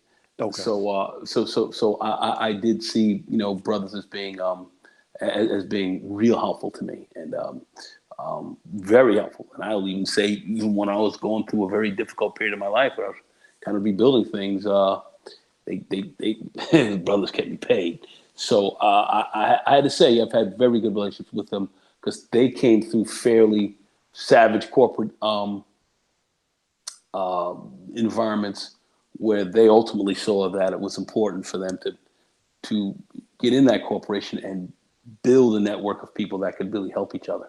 Because people can move throughout companies, they can move from one area to another and so forth. They brothers, I have to say, in the corporate environment, especially if their minds are right, intelligent, resourceful, and are able to navigate. And then I have to say, for those who did learn that, were very good at it. And I happen to be a beneficiary of some of that. And any of the young brothers that I was around, I helped to bring them along. So I can certainly understand your experience, and white people can be very helpful. And I cannot say that I did not have them, but I did have white people come up with a lot of funkiness. I remember one time I had this one white girl. She was like, "Yeah, I'm getting a tan." So I said, "Oh, you look pretty good." "Yeah, I'm getting a little darker. I'm getting a tan. I'm trying to get promoted. I'm like, say what? You trying to do what? And then I sat there, looked at her real sideways, kept moving. She came back. She came back to me the next day. It's like, I'm really sorry about that comment. I was just playing around. Basically saying she was getting darker and getting a darker skin, so she was looking more black-like, so she can get a promotion. It was pretty fucked up comment. But that's your white woman in the corporate environment as well. Yes, so, it is. Dude, so for all you guys out here running behind that gray girl, she's a motherfucker. Pardon my expression. Okay, yeah. She's evil. So I'm just You said she's obsidian? Would you say, Paul Frank? No. That too. Yeah, I didn't know that. Listen. Yeah, I would say I got I am going to get off because it's 4 a.m. in the morning for me. I stayed up because I just wanted to share some thoughts on this topic. This has been an amazing topic, and I will catch the rest on the replay when I get up. So, everyone, good night. Gone. Okay, auf Wiedersehen. Guten Nacht, mein Bruder. Guten Nacht, mein Freund. Auf Wiedersehen. Auf Wiedersehen. Right. I would say I got tremendous help from you could always look at the negatives, but I would say my last straw, the fighting line, the line in the sand that made me really go on the offense on the attack, that was later, but along the way I got help from blacks, whites, everybody, and being outspoken, it actually facilitated non-blacks being outspoken. It's like me taking the lead allowed them to come out and say what needed to be said. And from that was the foundation where structural changes could be made. And I have a sense of pride now. I can look back and go, okay, yeah, I know that because of what I did, it's helping people that are there now that don't even know me. And so that's the dirty work that has to be done. Not everybody can do it. So, for the social justice warriors out there, just get prepared, do your homework. You have a special burden to learn the law, all the policies of the corporation, to be an exemplary employee, because you have a special calling and you got to do that work. You're not just there to get the check and leave the structure, and standing as though you were never there. We have a special job to do, and it might cost you your job, and we know that going in. But for me, the issue was the glass ceiling. You get to that point on Maslow's hierarchy of needs, you're trying to fully self-actualize and you can't because you're in another man's house, another man's structure, and you've gotten to, I would say, up to that 10% level, that the crown on the top of the pyramid, where it can only be a couple of people up there, black or white. Okay, when you get to that point where you believe that you should be treated like the best, the way that they treat the best, that's where the problems are going to come in. So you have to decide at that point.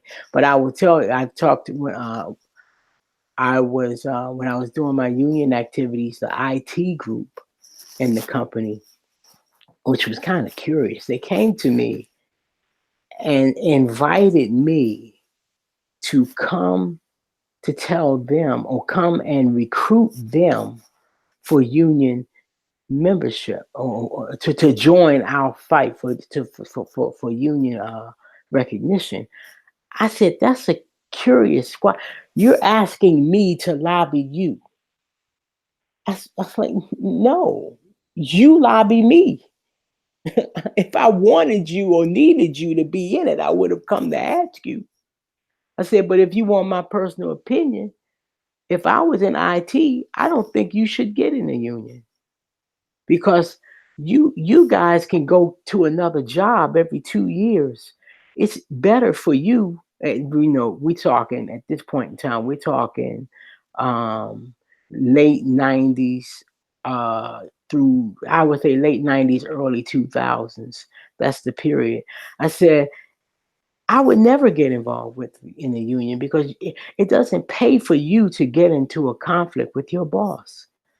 You can, the way that demand is so great in your field, it's better for you to just go to another job.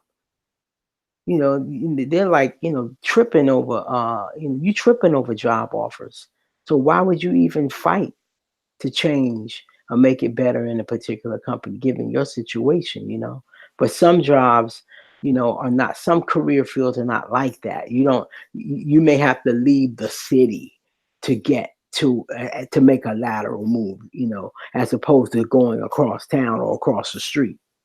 So that's the problem with the recommendations that were in that article, like article that you brought up, Mike, because it can be kind of generic, and some of this stuff is industry specific.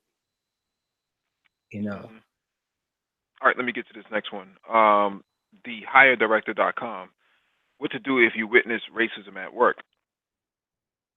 Everyone from CEOs down to interns may experience some form of racism in the workplace, and the likes of Manchester United's Raheem Sterling and Arsenal striker Piers Emerick have demonstrated that racism is rife in all walks of life, from sport to corporate.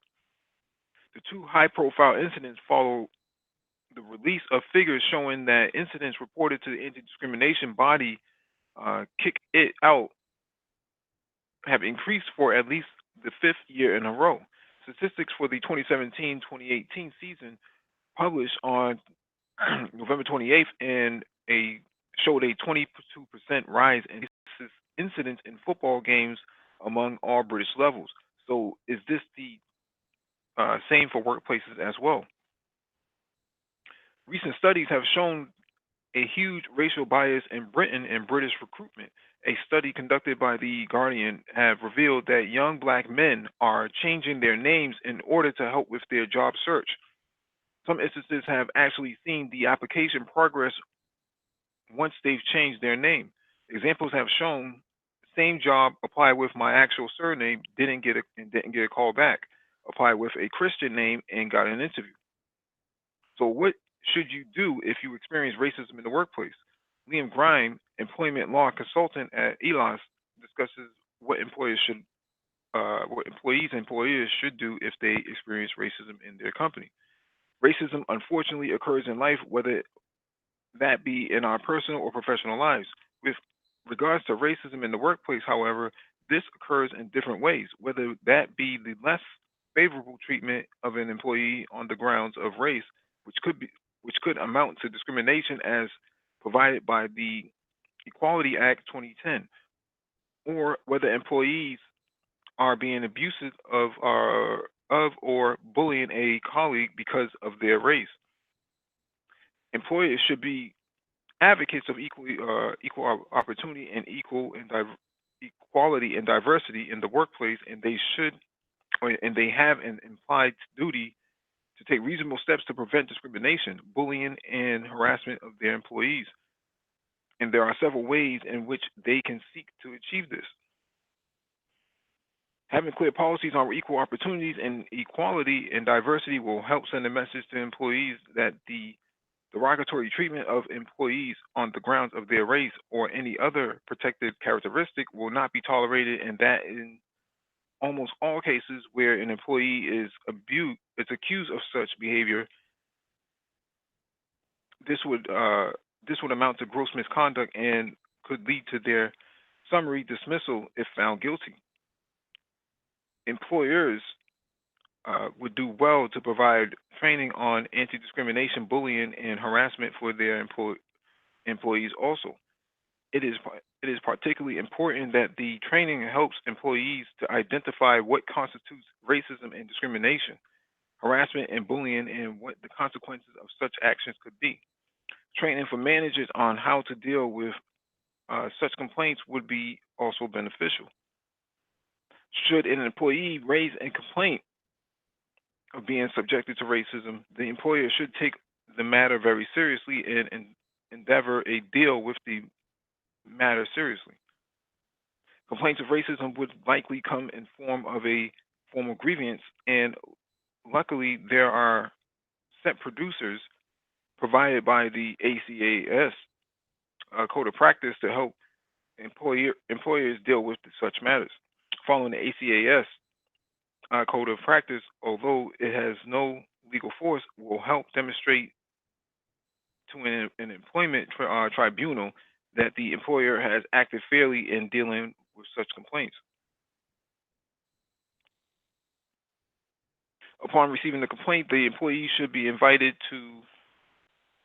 into a grievance hearing with at least 48 hours notice and the right to be accompanied.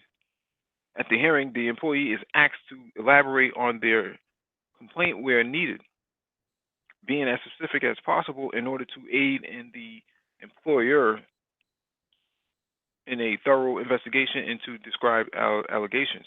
Once the investigation has been carried out, its findings are relayed in a written outcome to the employee's grievance with the right of appeal should they be dissatisfied with it. Should it be found that there was indeed substance to the allegations of racism, the culprit would be subjected to disciplinary action, and this could lead to their summary dismissal on the grounds of gross misconduct. I find this article very interesting because it's black men specifically that are going around changing their names. They're, thankfully they're not bleaching their skin. But what this proves is that there is an agenda to keep black men in a suppressed state, almost exclusively for whatever reason. The people who are doing the discriminating are not benefiting. It's not like they got a bump in their 401k or they're gonna get a bonus at the end of the year for actually practicing racism against you in the office. I've never seen anybody get a hand up or something like that, or some form of advancement in the workplace, just based off of their ability to discriminate. Well, that's why you often hear me say, or everyone out there will hear me say or write in chats, man is tribal. Okay? We're not post-racial. We're never going to be. So, I don't know. I don't know how else to say it. We just need to walk in the door understanding that's what it is. And if you're not, you have to know how far you're willing to go. You can't be, there's no room to be naive at any level now. Yes, it's happening. Get over it. Okay. Yes, this is life. Get over it. If you're not willing to name names and be confrontational in a formal sense, meaning committing the complaint to paper where you name names, then maybe you shouldn't even start, because that's what I told people. Okay, I told people that this is let's look at this situation, and that's from the end to the beginning. Let's reverse engineer this situation. This is where you're going to end up. Okay, then what they're doing to you is intentional. They know it. That they it's by design. When If you're you say not that men are, prepared, go ahead and finish. no, I was just saying. We're going. Wait, go back. I'll remember my point. Go. What were you saying about the tribal comment? No, when you say that man is tribal, I don't see that being the case in places like Africa, right? I don't see, Black African police officers arresting and beating and stopping and frisking of Europeans in any part of Africa. That doesn't happen, right? Same thing in China.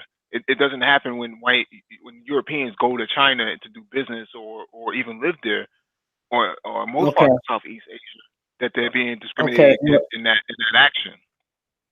Yeah, I will answer it in that context you provided, but that complicates it because you went to another country.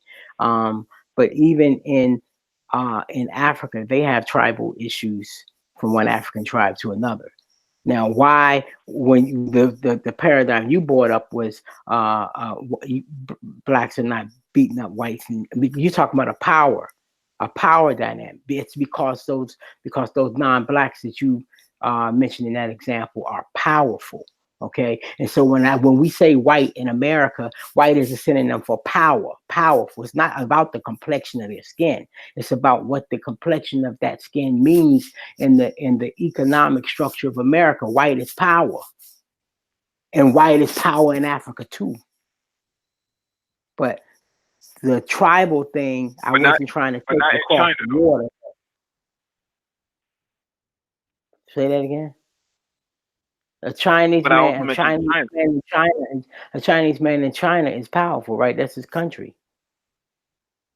But you don't see them doing the same thing. That's not happening here. You don't see Chinese people beating up Africans? I'm just trying to Chinese people harassing Europeans in the workplaces in China. When Europeans go down there to do business, that sort of practice is not being, that sort of behavior is not being practiced. So when you say that in America, that they're just doing it just because, well, the average white person who's in middle tier or below a sea level, in a below sea level position, they're in no position of power either. So what is the real grievance that these people have with Black and brown people? Because when you do that, but it's not tribal though, right? Because the people at the top are not sharing power with the people at the bottom. Yeah, I can. If we just agree to talk to one continent at a time, because I don't think that's fair for you to make the answer to that question talking about America, Africa, and China. Let's do one at a time and not leave one country until we finish that and go to another. Because the power dynamic is going to be different in every one of them countries. When you talk about white males, they're the most powerful humans on Earth. So it's going to be to their advantage as they move. Everybody knows the power dynamic there. It's your gain or the gain. And now we're back to America. And a non-white person's gain comes at the expense of a white male. Now, Black people are the only ones that act like they don't know that. White people know it. I had them tell me that. They're not confused on this point. It's just something about Black people in America. We've gotten in this post-racial thing in our mind that we get confused about what it is. Whites are very conscious of how many non-whites work in that place. That's why we have the EEOC doing counts. We wouldn't be counting how many non-whites were there if it wasn't important to do. White people or white in middle management, upper management, they are very conscious of how many others are there. And it doesn't take a large number of others to get them paranoid. In that sense, they are tribal. We are man is tribal. And America is, it's an experiment against tribalism. I don't know why we black people are the only Americans that believe in this equality thing. And that's why we still have racism, discrimination, because we are delusional. I don't think that people. I disagree with that. I don't think that people are delusional. I think what's happening here is that you can't tell black people to go out and be the best of the best, and then the best of the best isn't enough, right? So they get out there, and I'll include black women in this as well. When they get out there and they find out that this is not, their best wasn't enough, the question many people have is, what is the gain for the person on the opposite end to do what they're doing, right? So what do you really gain from that?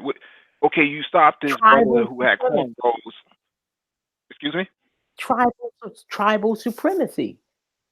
And you said it earlier. You said it earlier in the show when you said that blacks are harassed. Maybe it was Paul that said it, because I think it may have been, or maybe it was Nagone, that if they drive, maybe it was Nagone, if they drive that black person out, that's a slot that'll open up for one of their friends and family. Substitute the word tribe.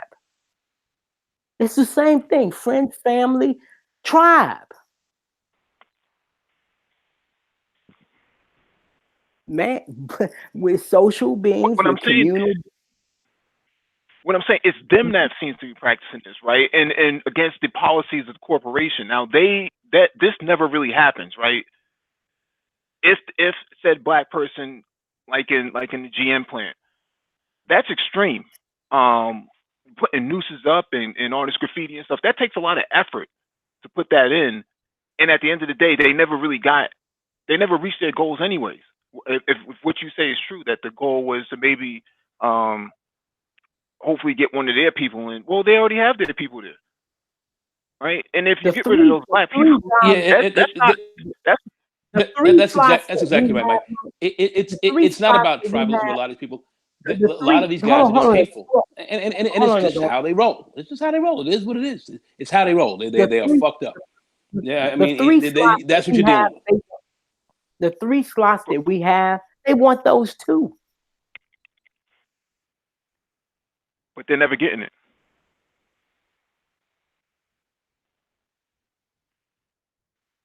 So I guess in the end, I don't understand your question about why. When you say why, I mean the fact that they don't practice that. If they don't practice that against other groups of people, it's only black men that they seem to practice this against. It's not like, oh, well, they're gonna get rid of Asian people out of tech. No, those Asian people are here in full force, and they're not, they're not going against them. It only seems to be against black men that they have this problem with.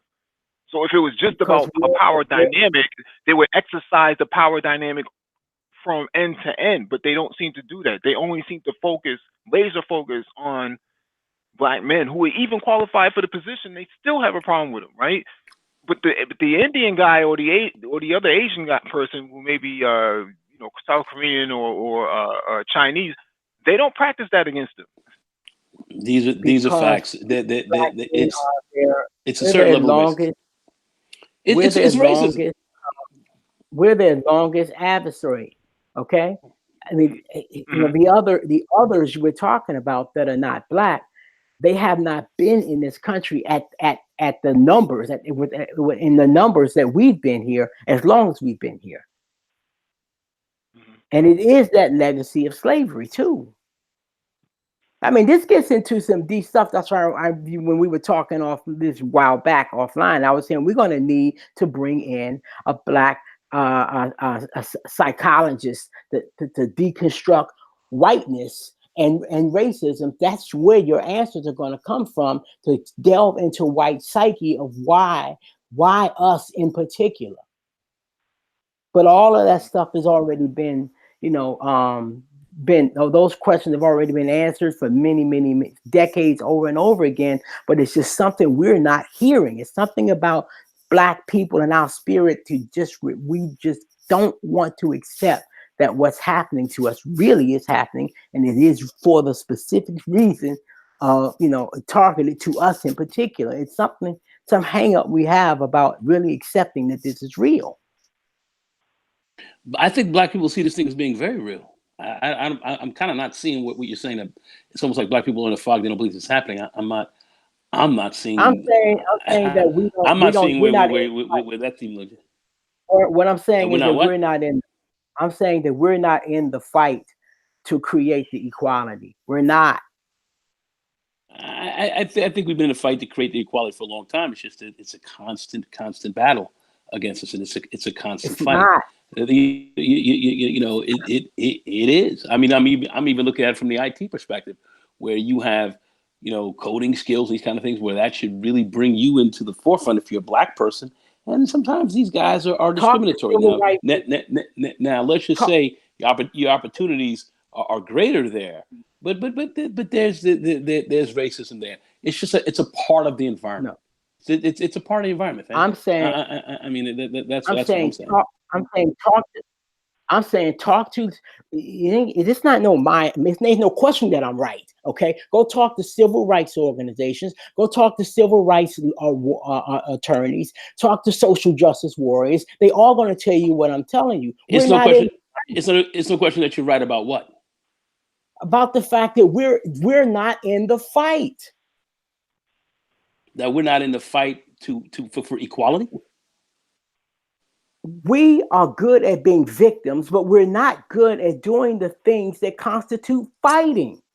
We just had Paul on here just a second ago saying, "Don't make basically go around the problem." And that's the dominant message in our community. We have many lawsuits. Up in that, and that is where we are as a culture. We have many lawsuits in corporate America. Many. We've been fighting a good fight a long time. It's just a constant battle. I cannot say that we're not fighting the fight. We're just sitting back. I'm not. I would have to respectfully disagree with you on that. All right. So if you think you're right, fair enough. You can think you're right. I would have to respectfully disagree with you on that. Well, get a lawyer, and we can just take it out of the realm of some people in that field. We can take this out of the realm of opinion. I spent too many years in my life. Remember, I'm the social justice warrior here. I spent too many years of my life doing this. I know this, and just take my opinion off the table. I don't know about all that. I certainly wouldn't take your word for it. Let me make this statement. Yeah. Go ahead, make a statement. Go ahead. I'm done with this. Go ahead. Okay. Yes, we've had a lot of lawsuits. Not enough. Mm-hmm. Not compared to how big the problem is. I cannot agree with you, fam. Unfortunately, I'm sorry. I cannot. But anyway, you guys go ahead. You guys go ahead. No, I just wanted to ask Dollar Will, what does the fight consist of? Everything I said earlier. Take notes about discriminatory actions. Come to the assistance when other people are making discrimination claims. Okay, that means bringing evidence forward you have to help other people who are taking action against the company. I did that before I did my own thing. I wasn't even working on the job for 2 years, and I was a marked man from that moment, okay? But I did it because even though it would help me it would cause me to lose my job. I didn't know that it would or wouldn't. So so basically we can't have a culture that says that you shouldn't be. We need to have a culture that says you're obligated to be a social justice warrior. But we act like that's, we're derisive of people who are that way. That's what I mean. We're not in the fight. Okay, I get what you're saying now. And my experience in IT, I travel for work. One of the things I've noticed is that it seems to be more centered around westernized democracies, right? And when I talk to people, Black men who go to Germany, Black men who go to France, and things like that, they don't have these problems. and these are very much Europe, what you would consider to be pale-face dominated areas, and they don't have these problems over there that black people in America have. And so I find it You know why interesting that that is? go ahead. There's an answer. There's a neat answer for that. Hmm. You know what the answer is? Go ahead. What are they? What are black people in those countries? What are they, like 3% of the population? We're 13. That's a whole nother. That's like 10 times, not 10 times, but maybe 4 or 5 times the paranoia. Hmm. The numbers matter. Okay. I mean, progressively it's going to matter. Is the more blacks or others arrive, the more resistance you're going to see. That's like those black expats. I mean, I'm sorry, the black jazz musicians. That's kind of what they said. They went to Paris and they got treated all exotic. But the more blacks people show up, the less exotic you are. Now you're a threat. Now you just put their father or brother out of a job, or they think that they're better than you, and you got that job over them, and it must have been because of some other social movement thing, not just that you were better. So, but those things don't come up as much when you're 3% of the population. Hmm. So, what exactly would be the logic that a company would have policies in place for workplace discrimination Well, first of when all, this is we still have to accept that. We have to accept that most of those policies are disingenuous, and those are racist companies just complying with state and federal law, because they have to posture themselves as being proactive at creating equality of opportunity. Because the way that the law works is that it's too easy for the claimant to make a charge of a hostile work environment if the company does not have proactive measures on the books. Okay, so that's really what that is. That's why when you go to human resources, nothing happens, because the company never intended to make those stand behind those policies anyway. But so that's why we have to be social justice warriors, to keep on hitting that nail with the hammer, to create a preponderance of evidence. That's why. So yeah, some people are going to get fired and they're not going to get justice. But at some point down the line, we will be able to kick that door in and move, create progress. That's how we achieve what we have now. But nobody wants to be the person to lose their job and be the fall guy and get nothing. Well, everything we got, there was some unsung hero. Not everybody was a Rosa Parks that ended up being, whose name got remembered. There's many people before her did the same thing, got the hell beat out of them.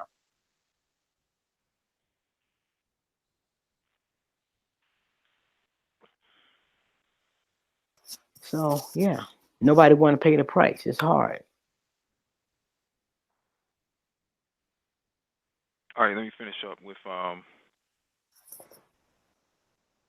the EQ portion of this hangout, because I want to focus on the cultural intelligence and the emotional intelligence aspect. So to wrap up what we were just saying, focusing on and I'm starting with the EQ portion. Focus on developing understanding of an ability to manage emotions can be enhanced throughout life. Recently understood to be an important predictor of one's potential for success. Fosters understanding and management of your own emotions. Promotes positive relationships. Increases self motivation and drive. So that's the EQ portion um, of emotional intelligence in regards to workplace countering workplace racism in the fourth industrialized society. In the EQ portion, pull this to the side.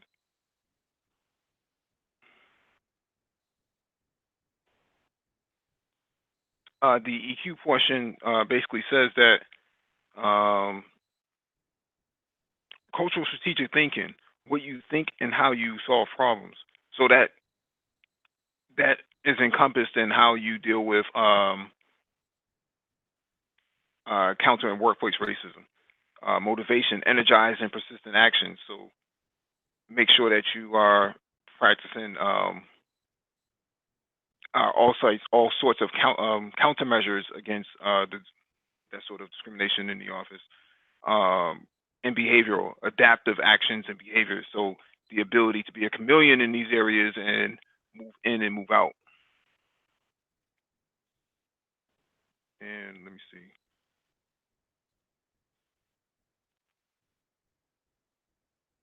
Allows for development of in-group knowledge and acceptance.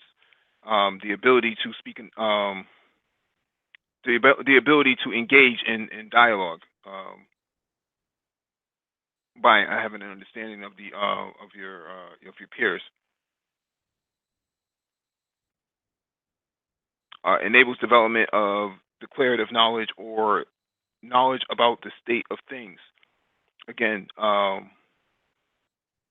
being well read would allow for something like this to take place, and this actually helps in certain situations where you're trying to counter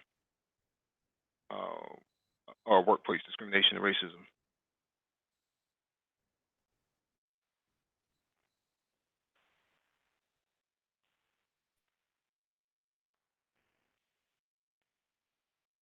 Valued as a strategic competitive advantage for building mutual beneficial relationships. This is a part of cultural intelligence.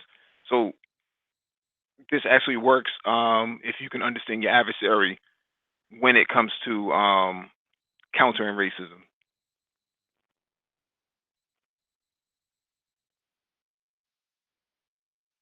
So those are the EQ and CQ portions of cultural intelligence and emotional intelligence, and the multiple intelligences that go involved in trying to counter workplace discrimination.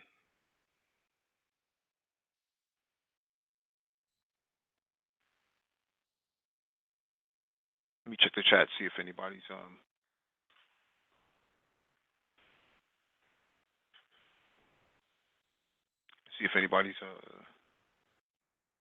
making any distinctive comments. Rainy Woman, how are you doing? Good evening. Who else is in here?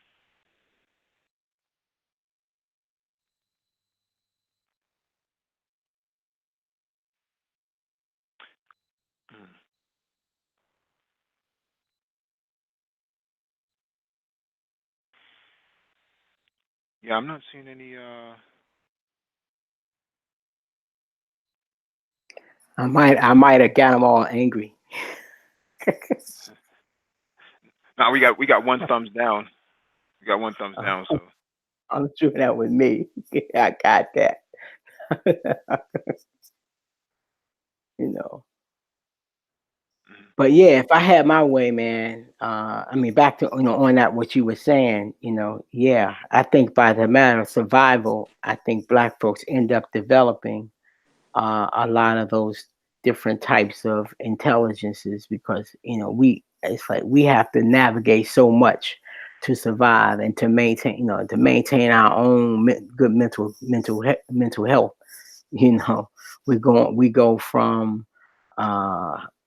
America is incredibly segregated. We go from one world to another, just in every day going to work, and that corporate culture, although we're there, it's still more of an extension of white culture than it is any kind of extension from ours. So, we live in or function in two different societies, at least two, Black and white.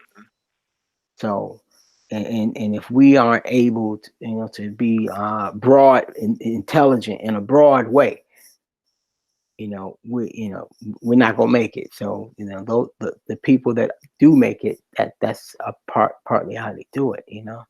I was listening to something. I wish I can remember it today. I understand that they are changing the SAT to include another, like a third section that takes into account difficulty and like life obstacles or something. Just and maybe it's involving this more dynamic intelligence definition.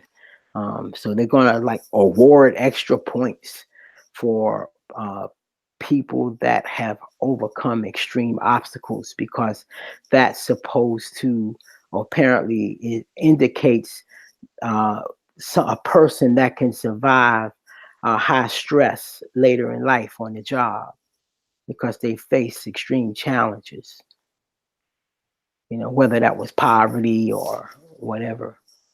I'm like, whoa. I was just watching that today. It's gonna when I get it, when it comes to me, I'll put it below the video. But I was like, wow. All right.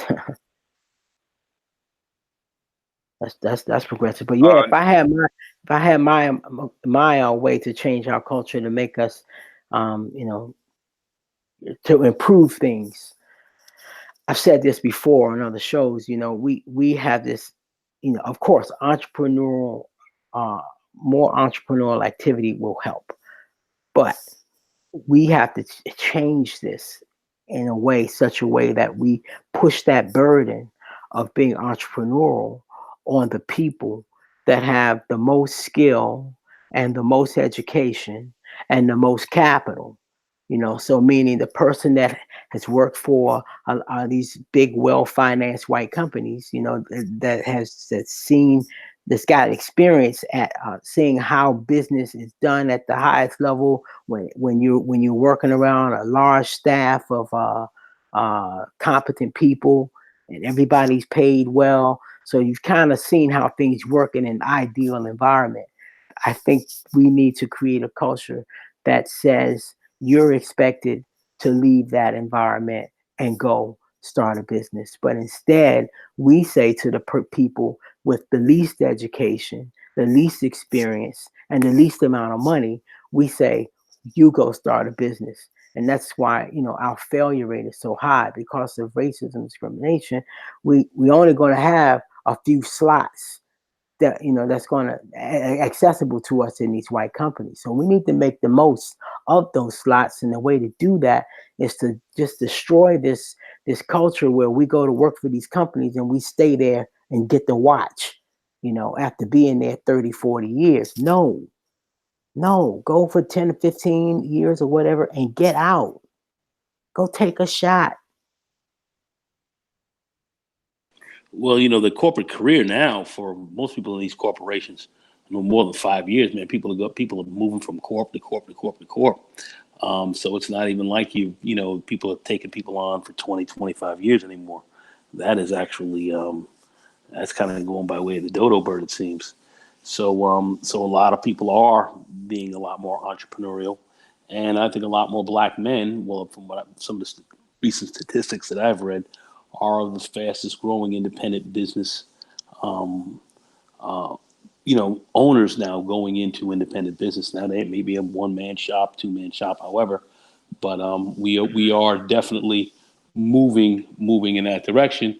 How that will grow from there is another question, but it's good. It's good to see that more black men are actually getting a lot more entrepreneurial.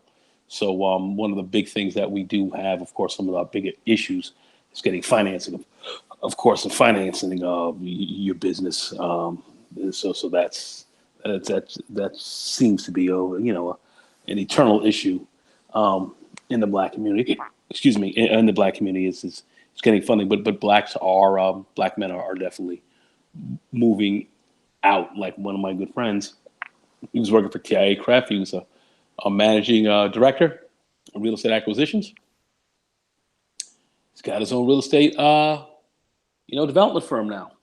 So, and that's the guy who's over here in Harlem, really trying to buy up a lot of brownstones and doing some pretty heavy duty stuff. And he's put together a pretty significant REIT, and that's something that me and a few others are looking to work with him on. And he's putting the financing together, and it's just live.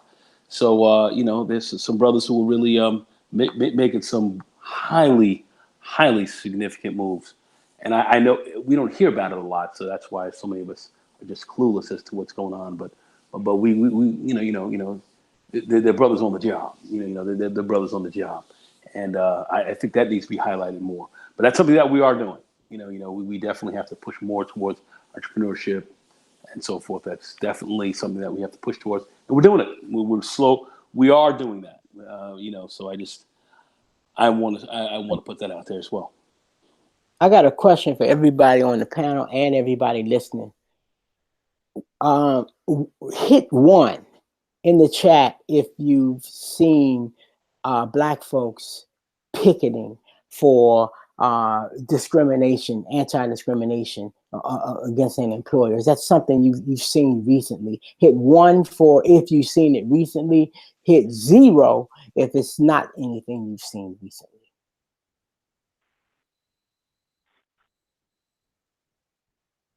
Let's see. While they are, so that's hit 1 if you've seen Blacks demonstrating for picketing outside of a company for discrimination issues. Hit 0 if you have not seen it. Now, everybody in the panel, I'd like you to weigh in on that, because that's what I mean.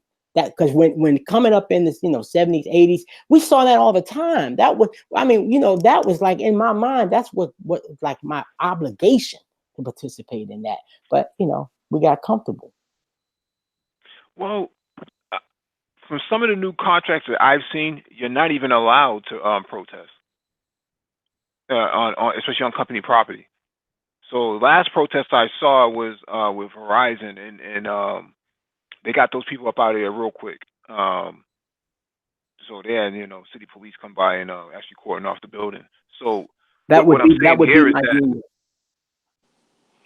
Yeah, that would be my unit. TWA. That would be the union I would.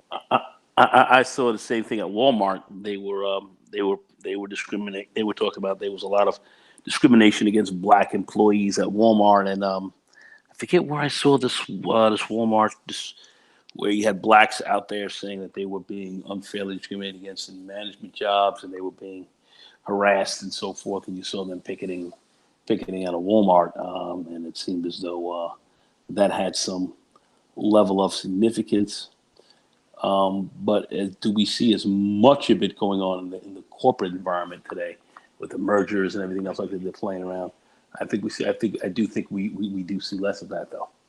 I do think we do see a lot of more lawsuits, but as far as outdoor picketing and people, carrying signs and trying to shut people down from walking through into the buildings and so forth.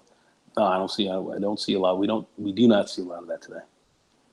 Yeah, because the picketing and the lawsuit go together. You picket to pressure the company to settle the issue without settling before it comes to the bench or whatever. So before the court date, so they go together. People can say what they want about Jesse Jackson, but we lost that because that's what he was doing in the 70s. It was always somebody, people would go and get in picket lines for companies that they didn't even work for. We would just go just to help the cause. Yeah, and until the corporation started paying Jesse Jackson off with Operation Push, and as he became a poverty pimp, he got they moved him on up on out of there. He got paid and kept moving. Yes, but somebody else is supposed to come and take his place, and he's supposed to keep moving. Whether they paid him off, whether it was blackmail, whatever. People, you can always be got. Well, that's what they tend to do. A lot of these guys get out here and they get paid. Right. The corporations pay the leaders off and they keep it moving. Anyway, go ahead. Yeah. Correct. And I'm saying that kind of intelligence, that's a part of this intelligence we got to have coming out of the history of COINTELPRO. That's the kind of intelligence we got to have and not get caught up in these debates about whether he was a good man or not. Look, the bottom line is, okay, man down, somebody else take the spot. Let's keep it moving. But like I said, my favorite line, and I'm going to get you, sucker, was when what did he say when he said, man, what happened? We went down, we was gonna picket at the Labor Department, we was ready, man, we're gonna fight the man. He said, what happened? He said they were hiring that day. And isn't that ultimately what's wanted at the end of the day? No, yeah, not only that. No. Them giving us a small number of people. If hiring us eliminates the problem, yes. But if hiring us and we still got the problem, no. Well, if you got the job, what's the problem? Do we have problems today with No, racism, discrimination? I'm asking with regards to discrimination, right? So discrimination would essentially mean that for whatever reason, there's preferential hiring treatments for one or a number of group of people as opposed to, like, say, this other group over here. So I'm saying is that if reversing discrimination means hiring these people, well, has the problem been solved? No, I'm saying because if you're talking about in the let's take it to the context I was saying. You have people that go and demonstrate, your social justice warriors. The aggrieved is much greater than the number of people walking on the corner with the picket signs. It's only a small number that's going to go out and do the work and on behalf of the majority. So if all it takes to buy out the movement or end the whole drive for progress is to give a token number of black people some good paying jobs, if that's all it takes, then where's our resolve? And historically, that's pretty much seems like that's what happened. So that's why I say we're not really in the fight.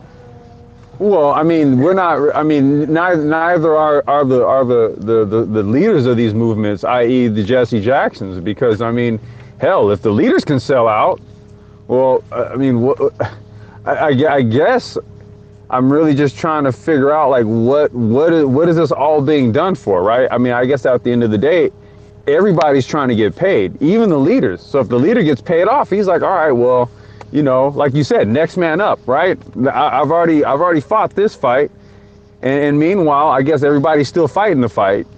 But I guess eventually we'll all get somewhere, right? Well, what I'm I saying think is the that context. the I leader, we think have to have the IQ, and the intelligence to know that the leader is always going to get bought out, taken out, blackmailed. That's a part of the fight. I think the context that maybe complex may need is that the articles that we read earlier point to very extreme cases of a very consistent practice of racism in the workplace, where they're using nooses, they're using all types of scare tactics and hazing to against black men in particular, and I think when you organize, like Dollar was saying, the lack of organization makes it difficult for to get any progress. But I would argue that these articles are actually pointing out that there has been organizing on the ground and lawyering up and doing all the legal everything within their legal right to actually fight back, and that doesn't seem to be resolving a whole lot of things that's happening against them. Uh, at the very least. I mean, all of these articles seem to be very, very consistent. Whether it's the one in Canada with the brother from Africa having nooses, monkeys and stuff put in his office, and nooses being put around all the way down to Ohio and Detroit, and to these other facilities where the noose seems to be the common denominator in the white male. It always seems to go back to that. And when these guys organize, it doesn't seem to really bring any sort of resolve, because if that was the case, you would think that all these other companies would be clamping down, and they don't seem to want to even be involved in it. So when you organize against these companies, they seem to fight back. It's very weird to think that well, this isn't really happening, so we're going to counter sue, or we're going to stand up, to the lawsuit. And I'm scratching my head. I'm saying it would probably be in your best interest not to do something like that, because on a public scale, this is embarrassing for your company. This would, if you're publicly traded, this would destroy your company. Any sort of Me Too Well, or racial allegation would actually destroy your company these days. potentially, if we get in the fight, totally. And meaning, you got to put those boots on the ground.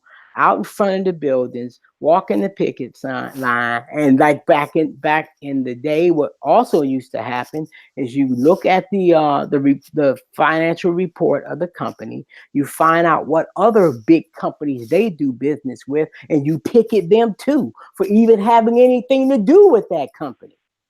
And then what happens is the other companies start saying, "I don't want that smoke. I'll call me when you solve your problem. Until then, I can't be associated with you." And so now what happened was companies started coming to the table, bringing conflict to resolution for business necessity. It's not that they ever had a change of heart. So that's why you have today companies with policies on the books that they don't really intend to honor, because they were pressured by boots on the ground to put those policies there. And we raised a generation that didn't understand that you got to struggle. No, they don't mean that. No, we're not post-racial. But it's not, I'm not blaming the young. I'm blaming, if anything, I'll blame the old because they were hiring that day. We all living in Prince George's County and in our black suburbs all around the country, and we're comfortable. And, we're like George Jefferson. We made it. And so we didn't pass that on to our kids that, hey, you're not even guaranteed to keep what, the standard of living you grew up in. You got to that was kind of why I mentioned that. If you guys have background, I'm just in the car. I'm headed back home now. But that was the reason why I kind of mentioned it, because that's how the optics appears. It appears as if the struggle was just that until, again, you showed up and they were hiring that day, or, the guy with the megaphone ends up getting some sort of, public, some sort of position, right, as a public speaker for the company, or an advocate or something like that, or what have you, right? And then once that happens, then basically the back's been turned, shoulder shrugged, on to the next, right? And so it's kind of like a wash. It's kind of like a wash, rinse, repeat. And so this is what I'm hearing, is that I'm hearing just a repeat of what's happened before. Even on down to the leader's going to get bought out. Yeah, of course he's going to get bought out. Next man up. And I mean, this is what's been going on since who knows how long.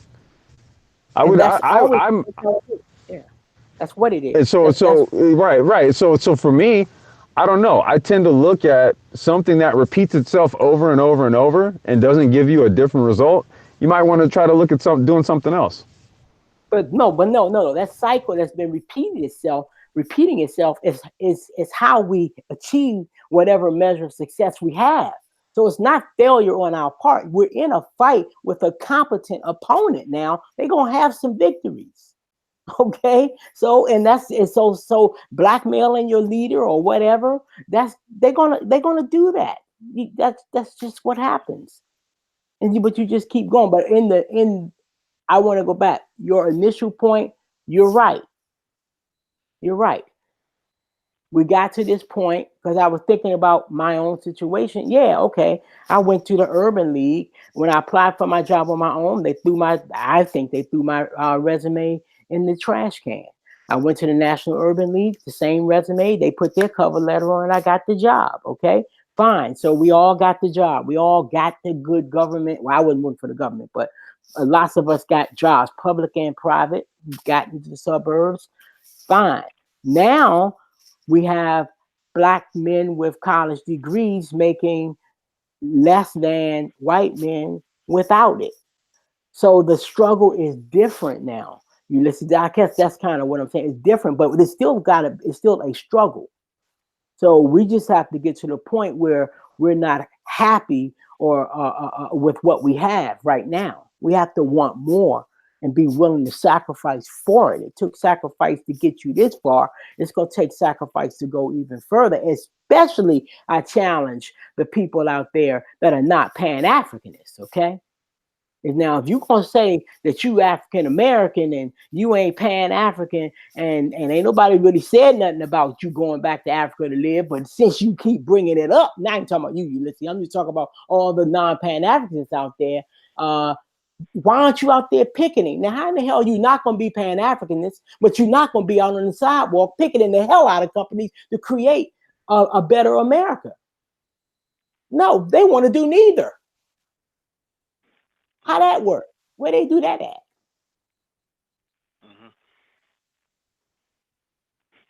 So, Darla, can you drop your? I just want to answer. Go ahead, Nagon. Are there less discrimination lawsuits being filed today in corporate America on behalf of Black people than they were? But people filing less lawsuits? Is there less suits coming up? Are people just stepping off and not suing companies? I would say that the EEOC has that data. And I'll tell you this: the direct answer to that, I'll say I don't know that answer, but there we go. Hold on. Let me get the whole sentence out. I did. Hold on a second. Will, don't have a connection over there, baby. Can you please just come on? Let me get to the end of the sentence. Come on, man. Don't bust a blood vessel over there, fam. Can you just mute? I just wanted to hit my man here 1 second. Can you just mute for okay. All right, fam. Chill, baby. Chill, man. All right. Hang on a second. It doesn't really pain you that much, man. It's just like mute. Let me get to the end of the sentence. I'm pretty certain I saw some data that said that the number of cases that make it through the EEOC to court is down, but that would be something good. I know it wouldn't take that long to find that information. That's at the EEOC. Go ahead, Nagon. I believe we covered one of the articles that said that there's been a sharp increase. That's what I want to hear. There's been a sharp increase in lawsuits, right? There's been a sharp increase of filings. Yeah, that's what I'm saying. So all the thing I'm saying is, it's because we don't see people picketing outside doesn't mean that people are out of the fight. I don't believe that argument would hold water under close scrutiny. I know that. That's all I'm saying. I've been in that. I think also too many civil rights organizations. I know that it will. That is the fact. All right, Donald. Well, listen, you my man. You know I love you. I love you to death. But bruh, sometimes we gotta get a little balance here. Sometimes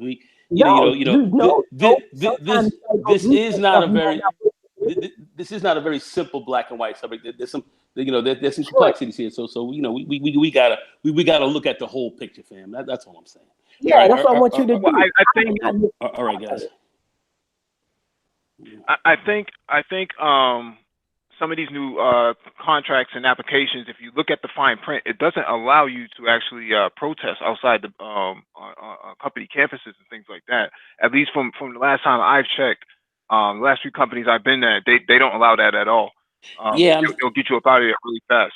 That's some of the that's what I'm saying. That's some of the black and white stuff that now is kind of changed. It's not that black and white anymore. You can't go out there and do that as much. There's other things that are going on. We have to look at this whole thing in its entirety as to what's really happening. So that's why I'm saying, are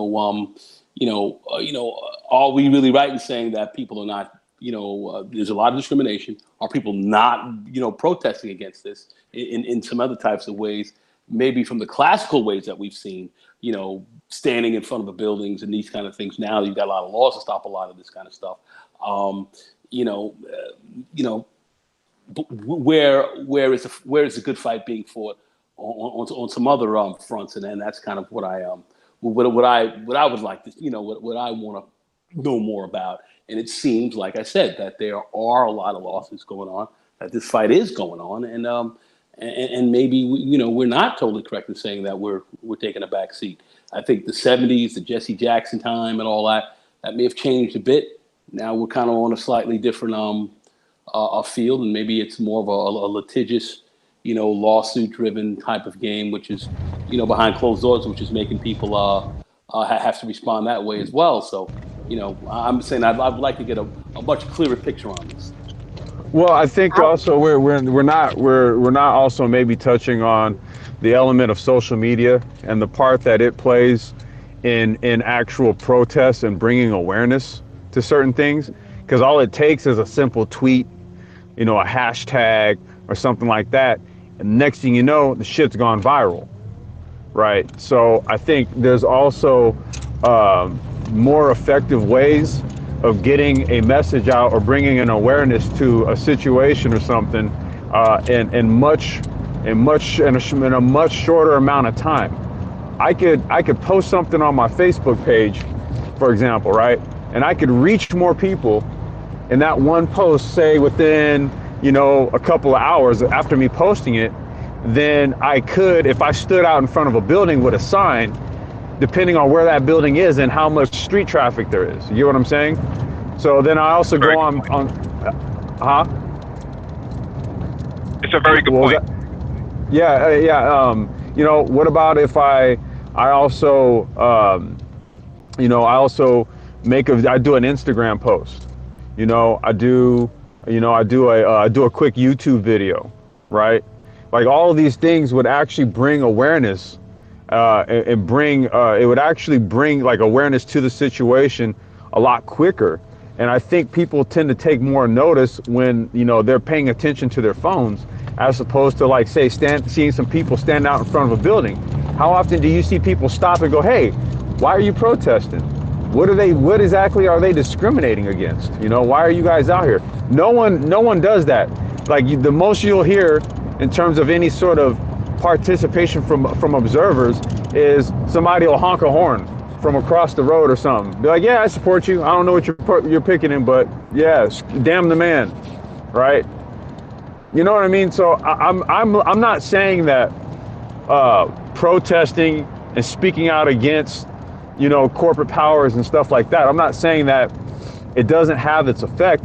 I think what I'm questioning is the role of like marching and picketing and all that kind of stuff in this modern era, where we can actually use technology to do that to much greater effect. In my opinion anyway, much greater effect. Yeah, there's a site called Glass. When I mention picketing, that doesn't exclude using modern technology. It's not an either or thing. It's a this and. I know when I was leading my union effort, that was this issue. There's a class thing where people that make a lot of money, let's call them more like white collar in terms of what they're getting paid, but really in terms of their function or their place in the hierarchy of the company, they're really blue collar, but they think they're white collar. And so certain activities like picketing is considered like a blue collar thing to do. And so that's a cultural thing that has to be overcome whenever people are leading the union movement. But Mike, when you said earlier about what's in these contracts, you're making my point that the contracts don't allow you to picket or do whatever or this or that. The fact that you are, and I know what you're saying is true. I know it's in those contracts, and your acceptance of it as valid is making my point that the prior generations wouldn't have given any respect to whatever's in that contract. You picket that, because that's a violation of your or limiting of your right to assemble and speak freely. So that would not have been allowed. The fact that people, we'll protest the government to have government change, but we won't protest a corporation to get them to change a policy and a contract that don't let you exercise your free speech. Why? The fact that we're that obedient is what I'm saying. I think in today's, I was just going to say, I think in today's time, okay, so they're not stating that you don't have a right to picket or you don't have a right to protest or anything like that. It's, do you have a right to do it on private property that would interrupt the flow of business? Okay, I think that's where those stipulations with regards to picketing and protesting, it's not a problem. Yeah, Like if you did it across the street from the building, for example, they don't have control over whether I stood across the street from the building and did it. But if I actually stand on the They don't have premises, okay, they don't have I'm sorry? they don't have no control of what you do on the sidewalk because they don't own the sidewalk. Well, no, that's what I mean. I'm talking about like if you're on the premises, that's one thing. If you're off premises, that's something else entirely. But I think the wording in the contract that prevents people from doing that is that it prevents them from doing it on the premises. Right. Right, and if you did And it on the sidewalk, without a permit nowadays, you could very well find yourself being arrested or cited for obstruction of Public, traffic, which is yeah. Okay, so No, I'm not saying. Go ahead, Dog. Yeah, I'm just saying all of those obstacles, you overcome them. You get a permit, or you don't get a permit, and you use getting arrested to amp it up. Mm-hmm. That's how history. You factor it in. Maybe you do get the permit, maybe you don't, because you want to get arrested. Because who called the police to arrest you for demonstrating without a permit? If you can blame the company for. I mean, these are all things we've answered all these questions in the past. So we've been subdued. We definitely have. We've been, pacified. So so we can close out. What are your three points that you would like to leave with for people who want to counter racism in the workplace? Fight or shut up. Fight or know that you want to fight or shut up.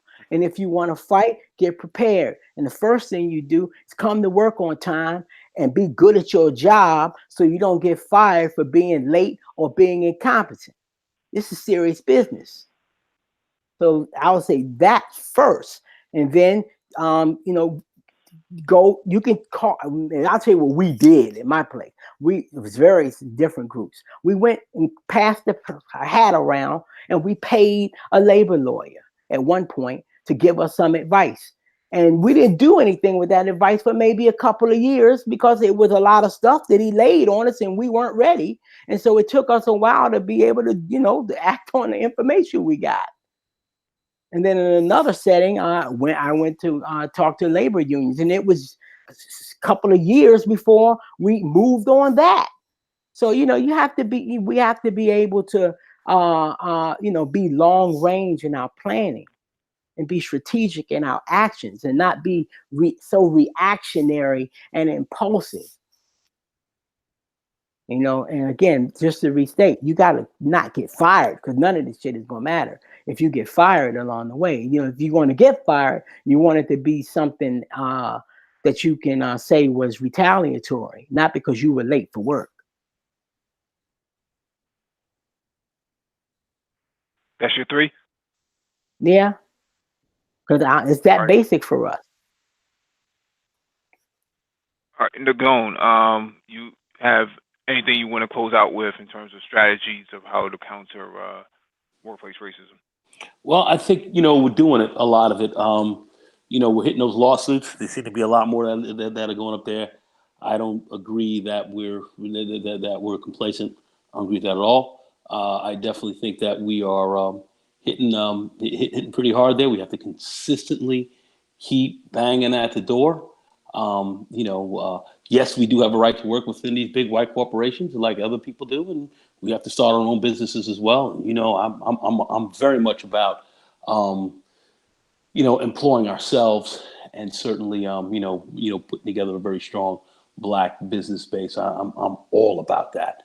But certainly, if you want to work in a white corporate environment, if you want to work there too, you should be able to work in an environment like that without extraordinary harassment and without extraordinary problems.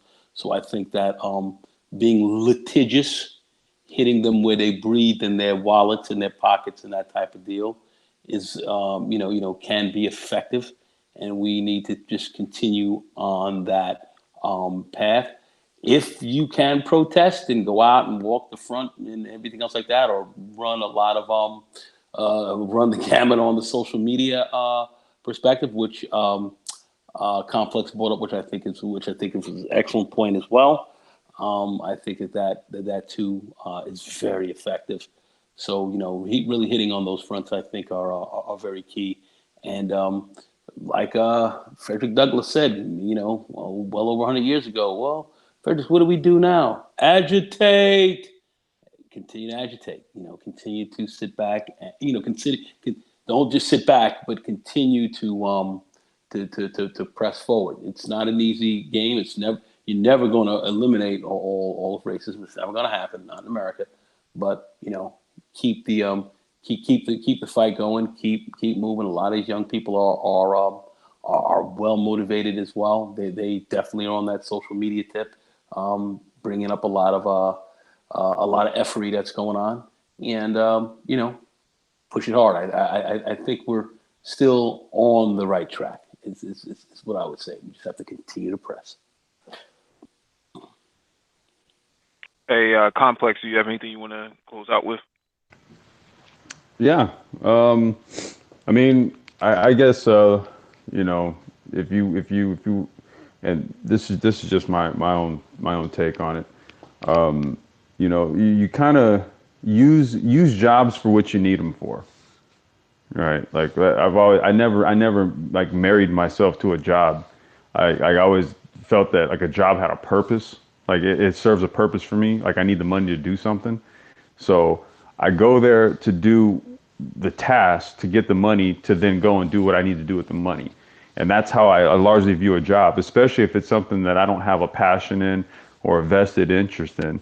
So I would say the first thing would be to don't be so vested in a job that you have no passion for. Like if it's only for money, then go there for the money, go there and be basically like a fly on the wall, or just be a part of the background. You don't need to talk to anyone. You don't need to do anything that you don't need within your control that could subject yourself to any sort of issue of racism or something like that. Like don't make friends if you don't need to.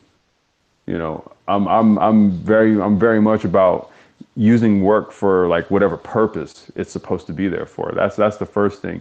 Two, if it is in a venue that you do have like say like a business aspirations in, or if you have larger ideas for what it is that you're trying to do the first thing, but then also always work an angle to have an out, so that you can actually go and take the knowledge that you've acquired and start your own operation. Because when you're in full control and you have full power, then you're not subjected to anyone else. You subject.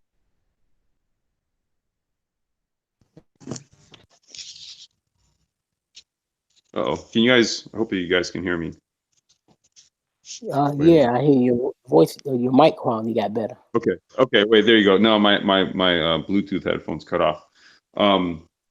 But you ultimately want to work to obtain a position of power and control, or to just run your own company altogether.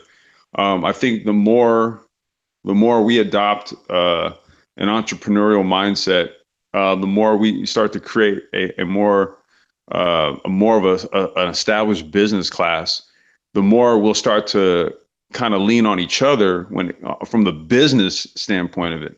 And then there's less reliance on those who don't necessarily want you around.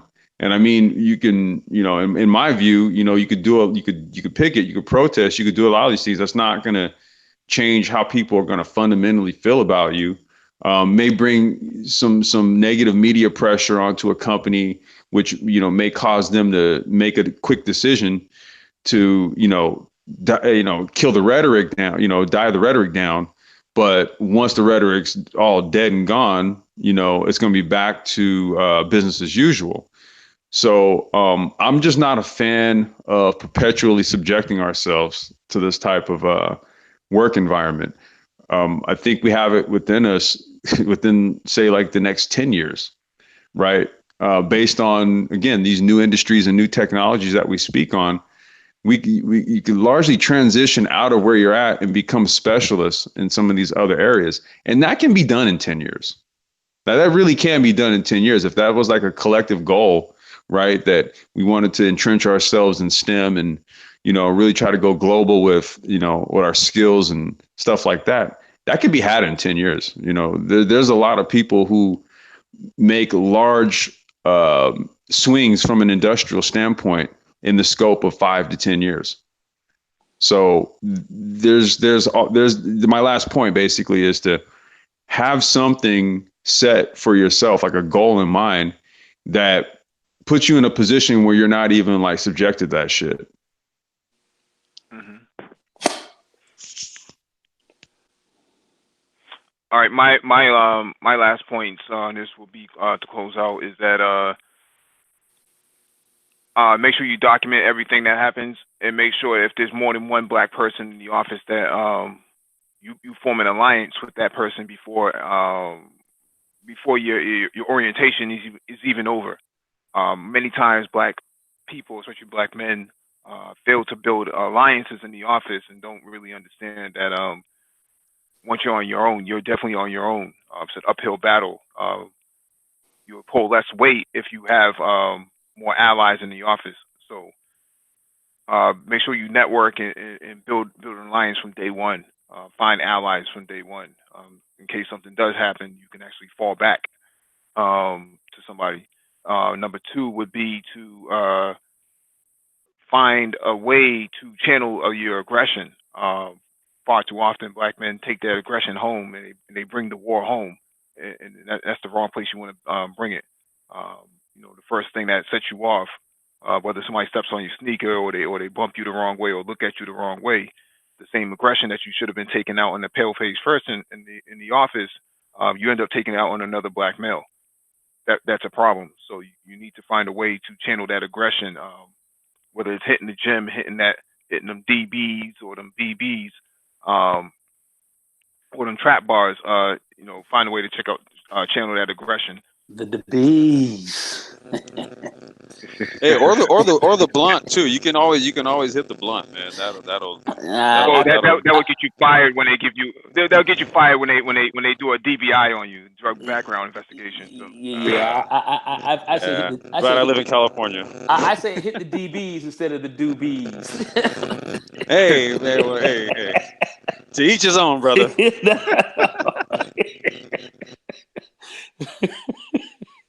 Oh.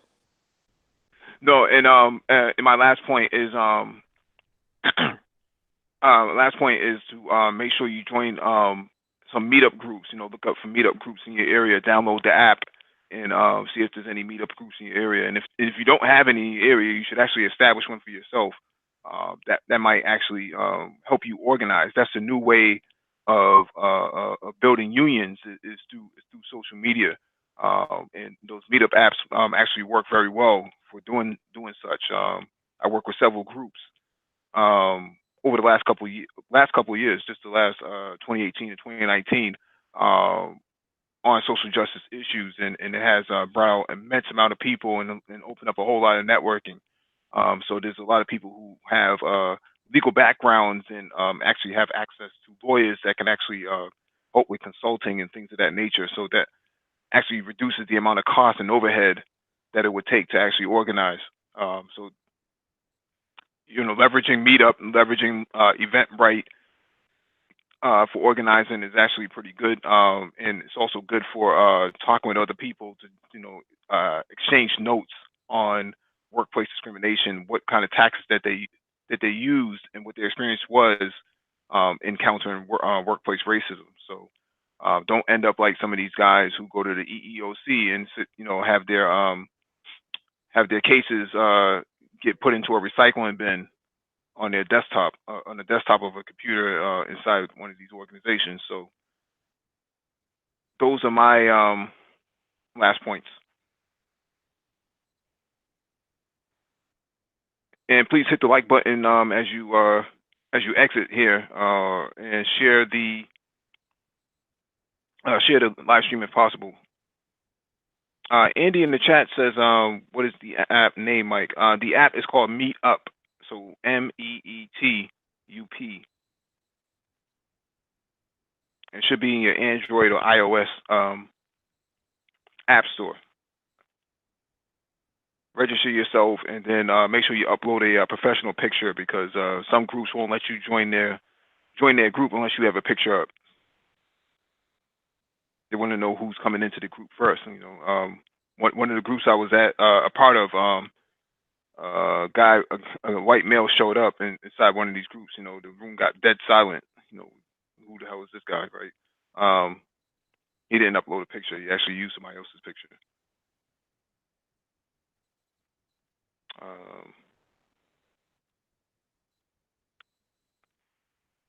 Alvino, good evening, guys. I heard you do mentoring for entering the field of IT. How can I reach out to you guys about this? What you can do is you can drop your contacts in the comment section after the video is over, and one of us will get back to you. All right. With that being said, hit the like button as you leave. Share the video if possible, and you'll have a good night.